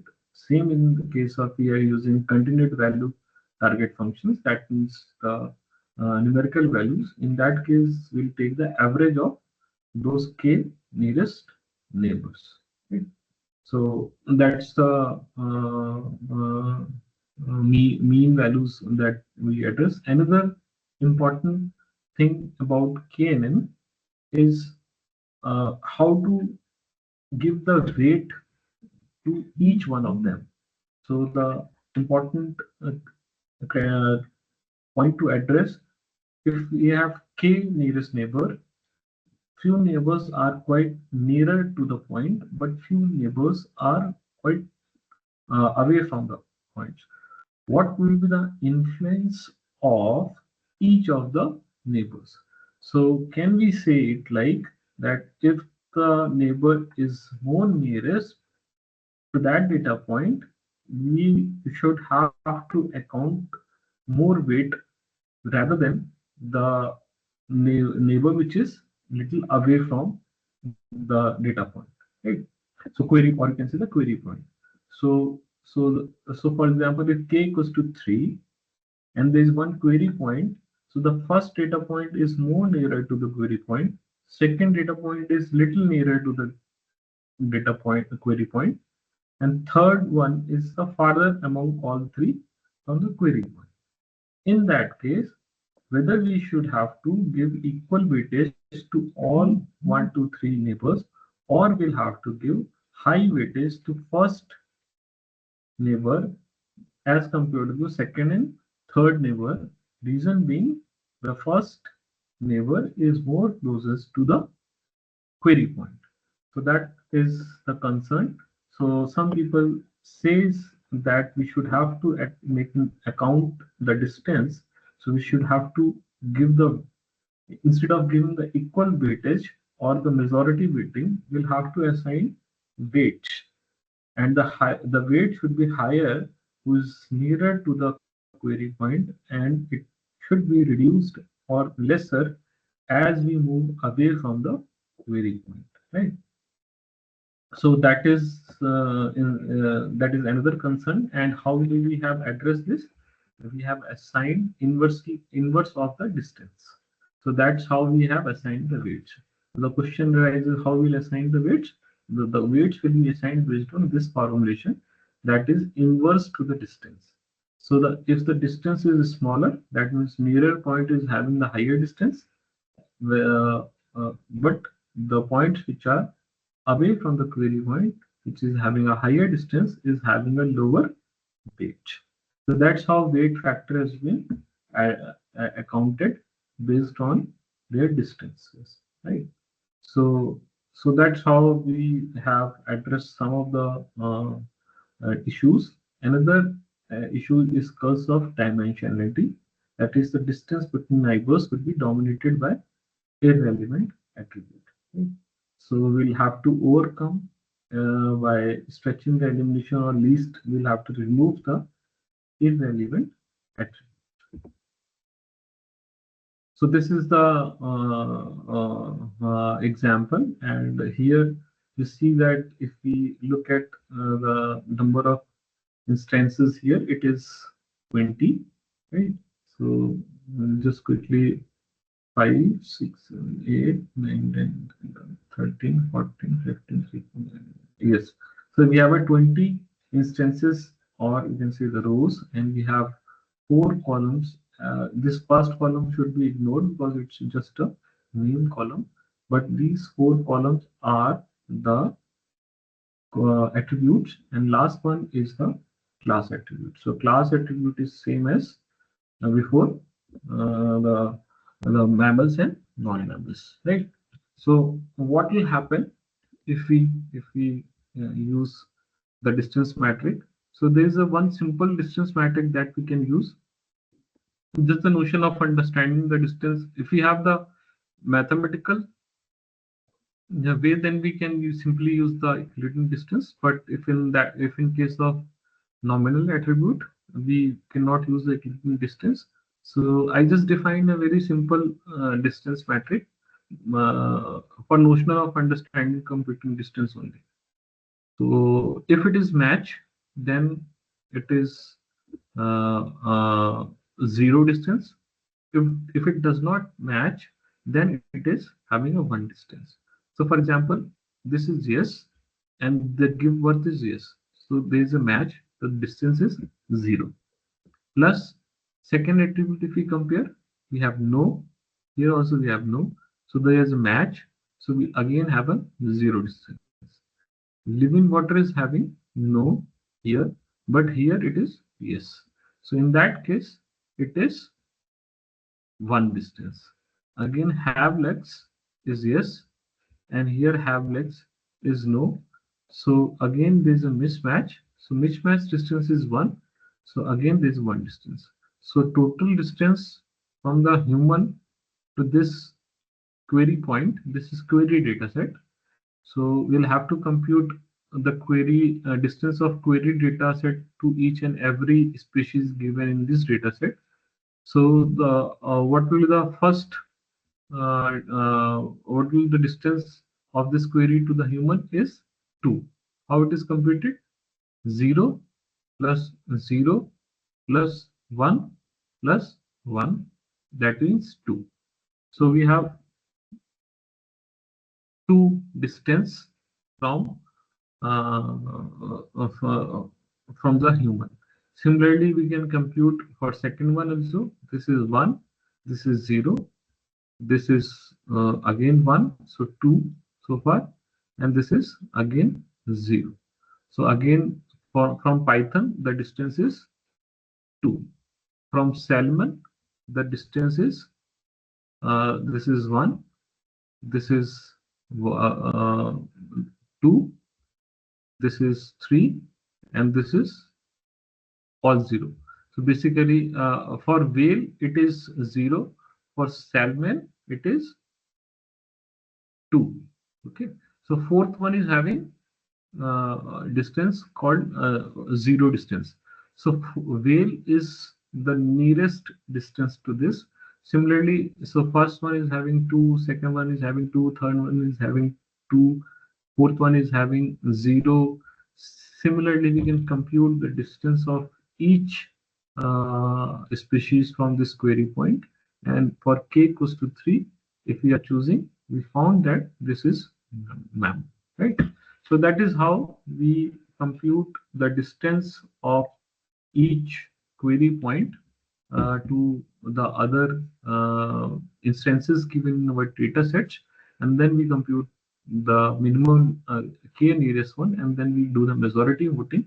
So if you do this, you will got that 2 when k equals to chosen k equals to 3, you got that 2 out of this 3, 2 are mammals and 1 is non-mammal. So majority vote goes to mammals. So in that case, we'll choose k mammals only, right? Similarly, if we choose k equals to 5, so k equals to 5, in that case, you find out that 3 are non-mammals and 2 are basically mammals. So majority voting will goes to non-mammals. So but if we go with the criteria of choosing k, so what the criteria of choosing k says that it should be less than equals to under root of this n, right? So n is 20, so it should be less than 4, you can say. So k equals to 3 is more appropriate as compared to k equals to 5. So that is why we can consider this as a non-mammal, or sorry, as a mammal, right? So this is one of the simple example by which we can compute. And this is another a small example of KNN, and in which we assume x1 and x2 are two measurements, and we got these are the some values, and if you want to add, look at 2 3 is a new data set, and this is a query point, and we want to find out whether it's good and bad. So we just have to compute the equilibrium distance, and we'll have to find the k equals to, if we say k equals to 3 in that case. So we find out, and then we'll tell what will be the best quality that we assign to this instance. Right? So computational complexity is little expensive, and how do we reduce this? We can pre-short any examples into fast data structure called KD trees. So KD tree are the data structure which is basically used for fast pre-shortening examples, and LSHS is again a kind of hashing which is used for computing fastly the distance between the query points, because it put using hashing means that it put most of things similar kind of into a one bucket, so that will reduce the computational complexity. So, and another Excuse me, sir. way. Excuse me. So I think the slides are different. Can you check your slide, like what you are explaining actually here? Which slide you are looking at? Actually, that is KNN screen is showing.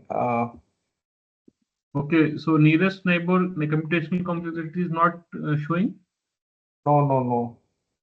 Okay, so I just reshare it again. I have removed it. I try to reshare it. Hold a minute.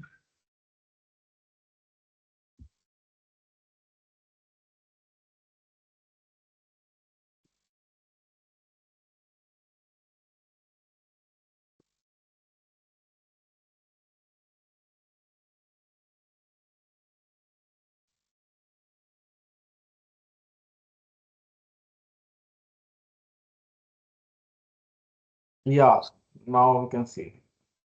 Okay, so I'm just talking about the computational complexity, that whether it's how do we reduce the computational complexity. So one of the way by which we can reduce the computational complexity by using KD trees. So that reduces and fastly compute the k nearest neighbor. Another method by which we can reduce the computation complexity of computing distance, that is by LSH, LSH, that is a hashing technique. And also we can use the technique called condensing. So condensing is remove redundant data. So that's how we can also reduce the computation complexity of KNN. Right? Similarly, we can reduce the storage requirement, that is remove redundant data by condensing, and also we can pre-shortening of decrease the storage unit. Right? So that's how we can reduce the storage requirement, and also we can reduce the dimension, because dimensions, as the dimension increases, the complexity computational complexity also goes exponentially rise. So we can reduce the computational complexity by two methods we are going to see. One is condensation, and another is editing. And we use the KD trees like geometric data structure for high dimensional search. So what we'll do in condensation, in the case of KNN. So here you see, as we have talked about the Voronoi diagrams, which basically divides the space into some cells, and each cell basically contained one sample, and each cell in every location is closer to, if we find any point in that cell, that is basically that particular cell is closer to any other sample, and we actually here, what we used to do, we assigned a classification boundary to each cell, right? So if we say that if we have two class problem, and if we have divided these two class problem into their Voronoi cells, so these Voronoi cells, these points which are at the boundary, are basically contributing in deciding the decision boundary. So this separates, these are the cells which separates one class to the another class. So if we know this boundary, then if we store these data points only, which are basically boundary points, we need not to then store whole training data points, right? So that is the one of the way by which we can reduce our complexity, computational complexity. Because earlier what we are supposed to do, we are supposed to compute the distance from every other training point. So if instead of computing from all, if we are just using this boundary points, in that case that will reduce the computation.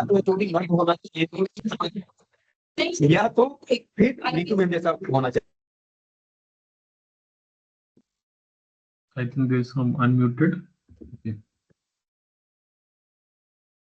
So if we just have the knowledge of these boundary points, then it is sufficient to classify new points, right? So the boundary itself is rarely computed, and many algorithms seek to retain only those points which are necessary to generate an identical boundary. So that's the aim of condensing, that we want to, in condensing, what we want to do, we want to reduce the training samples and retain only the samples that are needed to define the decision boundary. Right? So here you see that we have this original data, and here we have condensed data, and this is the minimum consistent set. So in condensed data, you see that the points which are highlighted are considered to be the one which are to be stored. That is the minimal consistent set, right? So how we redefine our condensed nearest neighbor, because as I told you that KNN, we, if we can reduce only those condensed nearest neighbor, then we need not to store whole data set. So what, how do we do the condensed nearest neighbor? How do we identify? So the step one is to initialize subset with a single or k training examples. So for example, if there are 100 instances, so if we choose first k is 3 we have taken, so we initialize, or they will take one subset, or you can just talk, think it like a bucket, so in which we have 3 elements in that bucket initially. Then what we do, we classify all remaining samples using this bucket elements, right? Using this subset means we have 3 elements in the bucket, and using these three elements only, we classify all the remaining samples in our training set and transfer the incorrectly classified samples to the subset. So we choose the first element from the data set and try to classify this first element based on 3 elements present in our bucket, that is subset. So if it is the first element that we have picked up, if it is correctly classified, we leave it. But if it is wrongly classified, we put it into that bucket, that is subset.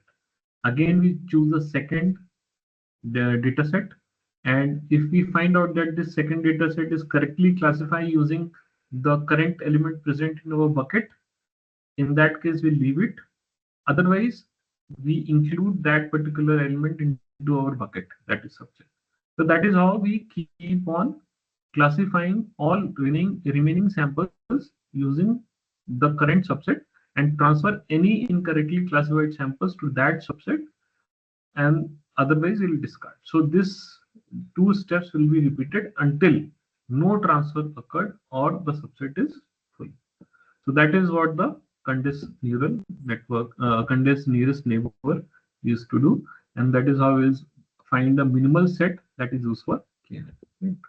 Similarly, we can use high dimensional search, that if given a point set and a nearest neighbor query point, so just we'll have to find the points enclosed in a rectangular range around the query, and we just have to perform the linear search for nearest neighbor only in that particular region. So we divide this into a region form for high dimensional data, and we only have to search in that particular region rather than searching through whole, right? So that is how the index data into a tree search has been constructed in a form of tree. So at each level, we use different dimensions to split, right? So this is the whole region, and the whole region has been divided into these smaller regions A, B, C, D, E, and we make a query tree. And if the element is that particular value, we'll search according to based on that particular region. Right? So that's all about the KNN, and the KNN alternate terminologies that we use is instance-based learner that we already seen, lazy learner, case-based reasoning, exemplar-based reasoning, learning. So these are the alternative terminologies that have been used for KNN. Why we call lazy learner? Because it will not do anything till the new instance come to find out which class it belongs to or query point comes to, then only it again works with the whole training data. So every time, whenever it will not learn through the training data prior to make a test, right? So whenever it will not do any training part. Why? Because most of the time we uh, make it on the basis of computation of computing the distance from each of the training point, and then we compute the majority voting, right? So parametric form is not mentioned, so that's why we use it this terminology. Okay, so now we will going to see the practical implementation of KNN classifier. So I'm going to share the Google Colab code for this KNN. So I'm going to reshare it. Please let me confirm once it has been shared.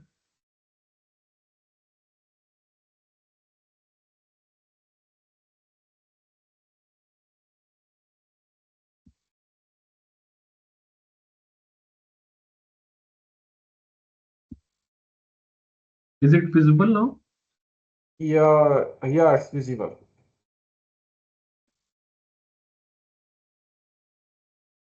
Okay, just a moment.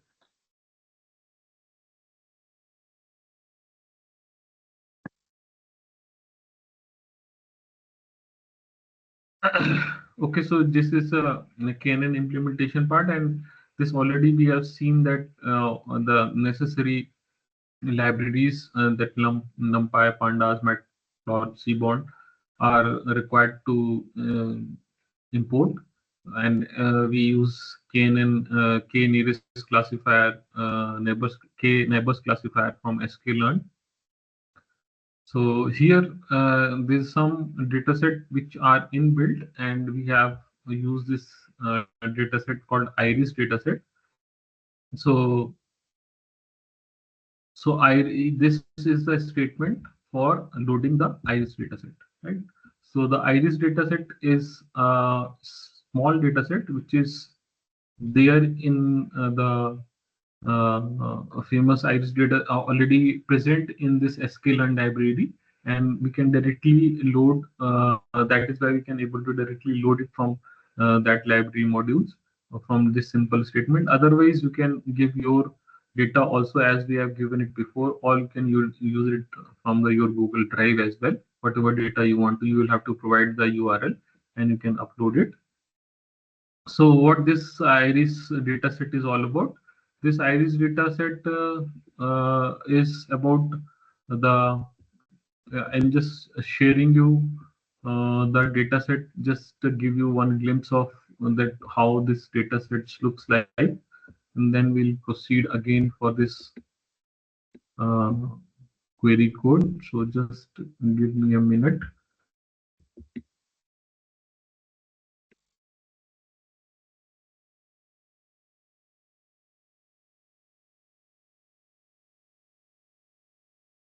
Okay, so this is the Excel sheet for your iris dataset. So this is how many columns are there. We have 4 attributes, that is sepal length, sepal width, petal length, and petal width. So these are the 4 attributes, and there is a one target attribute called species. And how many data set is how many instances are there? We have 150 instances in total. So we have total 150 instances. And how many uh, uh, class attributes values are there? So we have three different kinds of flowers. One is Iris setosa, one is versicolor, and another is virginica. So these are the three different species of flowers, and these are flowers are being basically categorized based on four criteria. One is sepal length, sepal width, and the other two are petal length and petal width. So based on sepal length, sepal width, petal length, and petal width, we are identifying that which flower it is. Either it is setosa, virginica, or versicolor, right?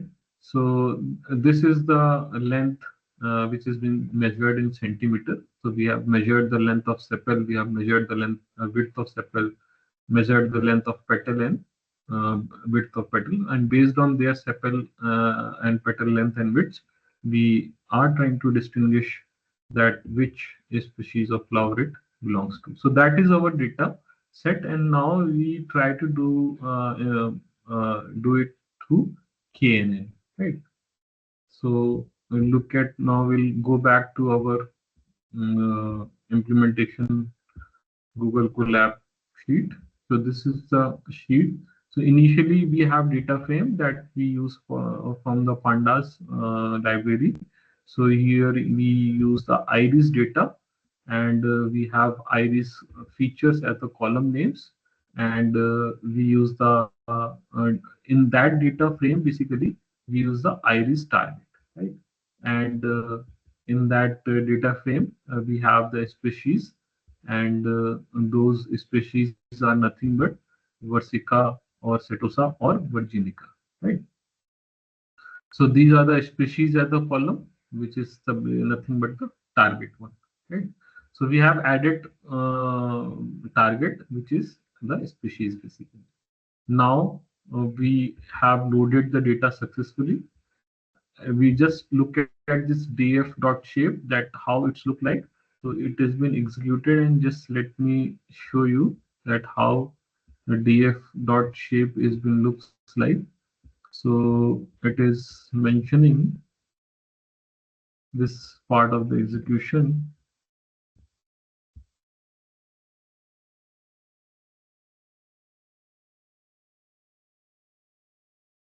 Yeah, data shape. So as you, this is the execution window. Basically, I already have executed this program, and this is the output of this program.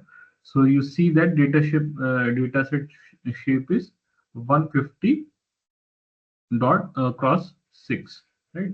So 6, why 6? Because we have added species and as a target, right? So that's what's the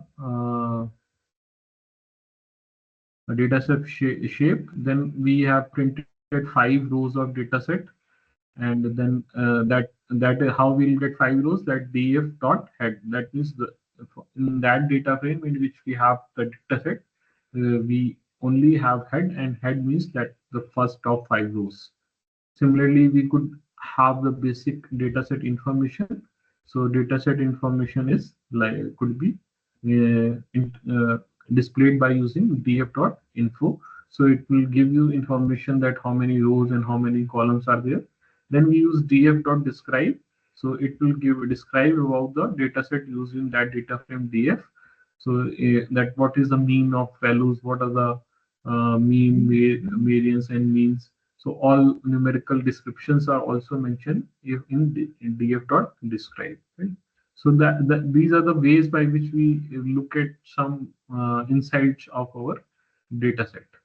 Then we use the df species, and we try to check the distribution of target classes. So here we just try to look at how it has been distributed. So for example, how many are there setosa, how many are virginica, or how many are versicolor. So we find out that 50 is setosa, 50 is virginica, and 50 is versicolor. right? So all are equally distributed basically. So that's what we got the distributions from this value count module for this rare species. Species is the target column name that we have attached before in our previous line. Now we are creating certain visualizations, and how we are visualizations, we try to use the subplots, or you can say the scatter plot. So this is the code for scatter plot, किसके बीच में sepal length versus sepal width. So we plot sepal length in centimeter versus sepal width in centimeter, and based on that we try to look at that what species belongs to which part basically. So it is distributed over species. This is scatter plot is distributed that how we can the species are there. Similarly, this is the code for scatter plot from for between petal length versus petal width. So first one is sepal length versus sepal width. This is petal length versus petal width. And then we have some other ways by which we can visualize our data set is by using box plot. So again, sepal length by species and petal length by species are used for box plot, and then we show it, right? So this is the visualization. Now we'll prepare the data for KNN. So how do we prepare the data for KNN? As we done it before, we use X. X is for training data and Y is for target data. Right?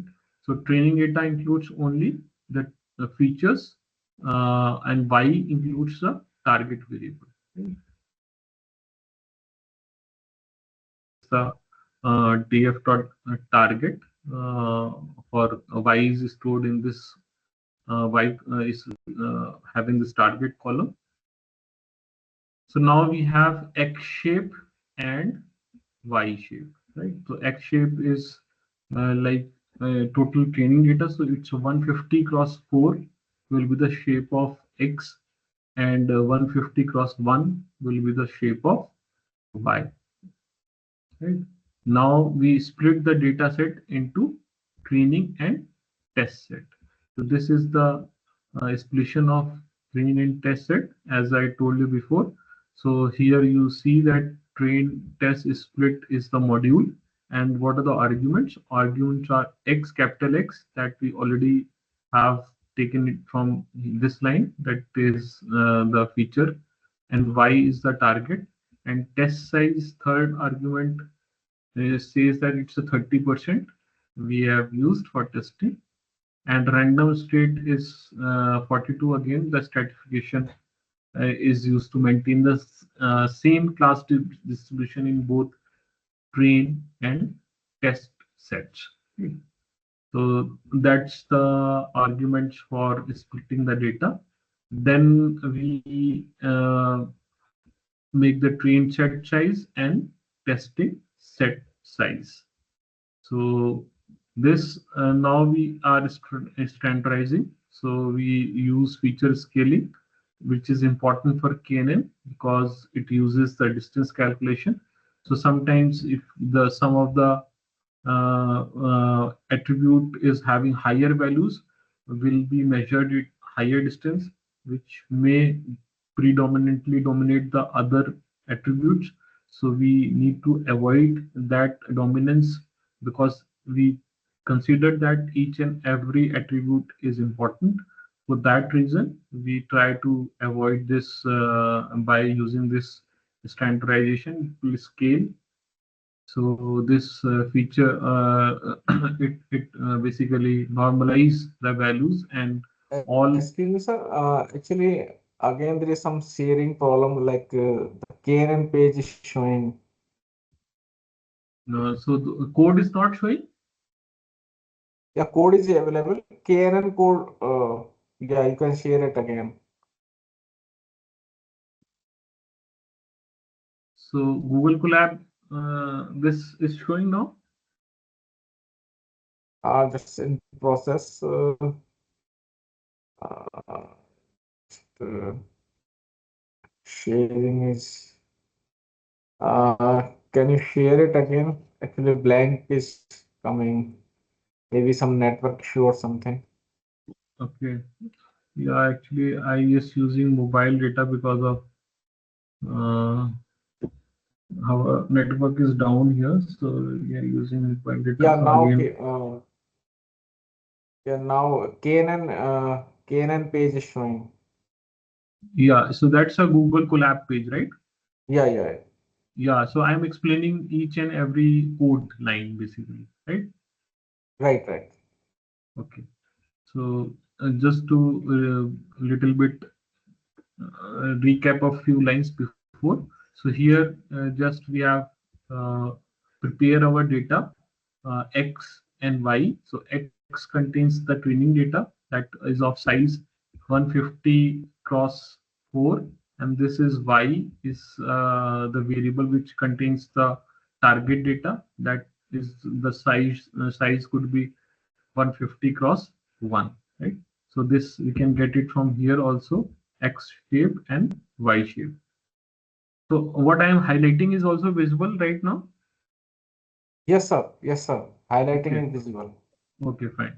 So this X train, Y test train, we again splitted the data into train test, and how we splitted the data in terms of calling this module called train test split, and we just store pass on the arguments capital X, Y, which is been recorded from above line. Test size is zero point 0.3, that means 30% we are using test size.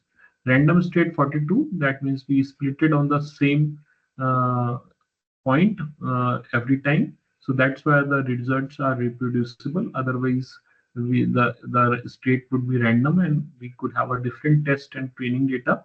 In that case, we could have a different uh, answers or accuracies. So the results are not reproducible in that case. So that is why we use 42 here.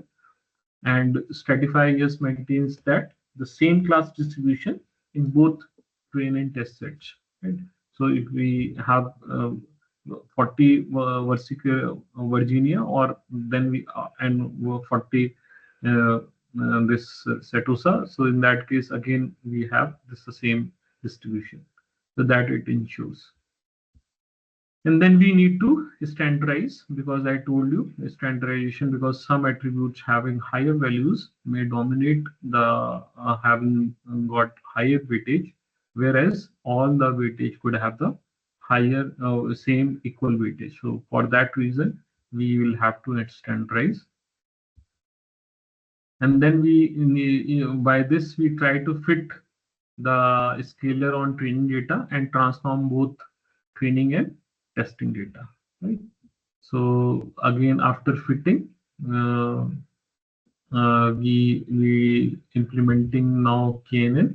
And how do we implement? By calling this key neighbors classifier module from sklearn library, and it will provide the number of neighbors as the argument to it, and then we got this into KNN variable, and then we try to fit this KNN using fit module, and in fit module we pass this X train and scaled and Y train, right? So these three arguments we pass on to make this module train, and then we basically, after successfully training, we evaluate this model in terms of accuracy. And the same way, we as we have computed the accuracy, the number of correctly classified, that means TP plus TN divided by whole classification, that means TP plus TN plus FP plus FN, right? So that is how we have shown the computation, this confusion matrix. And then here what we have tried in this code, we are using different values of k, right? So here we have 21 total maximum values that we have taken into account from 1 to 21. So for every value of k, we estimated the accuracy, and we then show the graph that which for what value of k it is showing the highest accuracy, right? So that's what it is showing. Plot here it is we are plotting the k value versus accuracy. We'll soonly see the output that how it is delivering it, and then we have taken the best k value, right? So that's what's the code is. Now we'll look at the output. So this is the after executing, this is the first output that library is imported successfully. Then we have iris dataset, and the shape of the dataset is 150 cross 6, and first 5 rows that is retained from df data frame dot head, and this 5 are this sepal length, sepal width, petal length, and petal width, and all are basically Setosa species. And 6, why 6? Because we have included target and we have included species. So we have encoded target at 0, 1 to this, sorry, 0, 0, 0 for Setosa, 1 for Virginica, and 1 for versicolor, 2 for versicolor.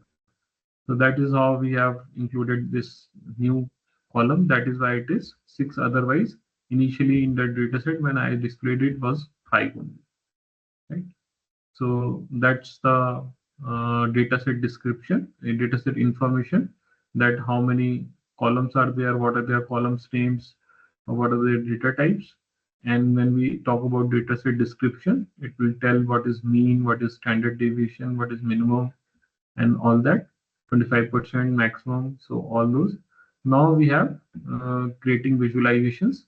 So it is the different colors which represented for different class labels. So one is for the Setosa, another is for the Virginica, another is for versicolor.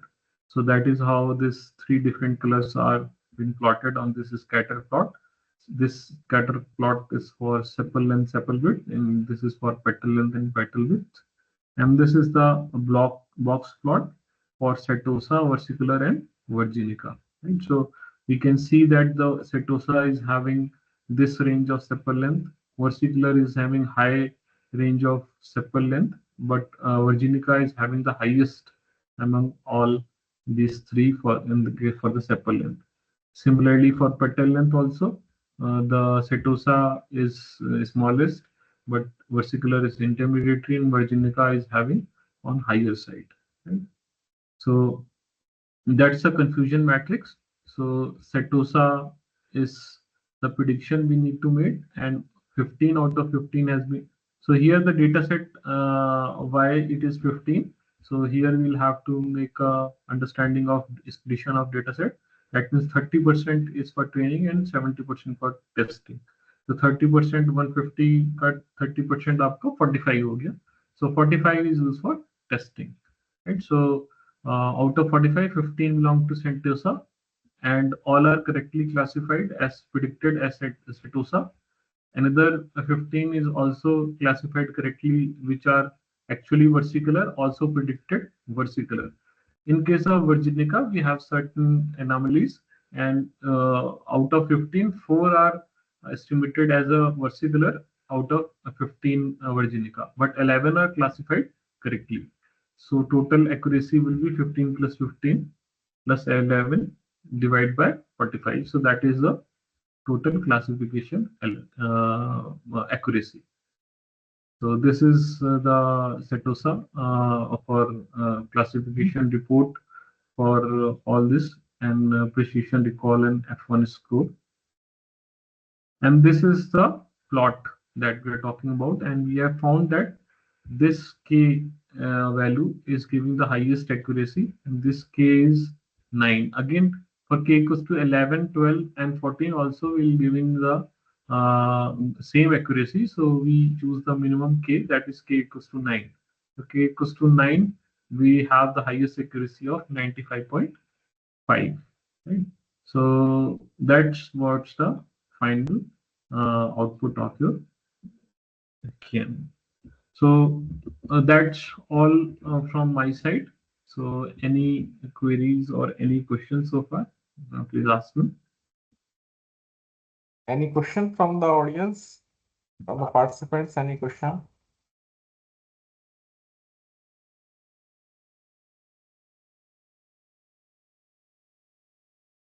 Okay, I think there is no question. So on behalf of all the participants, I want to thank you. Thank you. You have presented theory as well as practical, and you have presented a large variety of machine learning tools and algorithms. You have shown the data set also and the code. So I hope this will be very useful for the participants. So on the behalf of participants, once again, I want to thank you. Thank you, Professor Manoj Kumar Gupta, for delivering such a nice session. Thank you, sir. Thank you. Thank you, sir. Okay, participants. Yeah, yes, sir. Yeah. Okay, okay, participants. So now today's sessions are over, and then tomorrow we will get back at 10 a.m. 10 a.m. We will have the another lecture of applications of thermal imaging in healthcare. So please join tomorrow at 9:55. We will start the session. Okay. Okay, participants. Thank you. Thank you, sir. Okay, I'm signing off. Thank you, sir.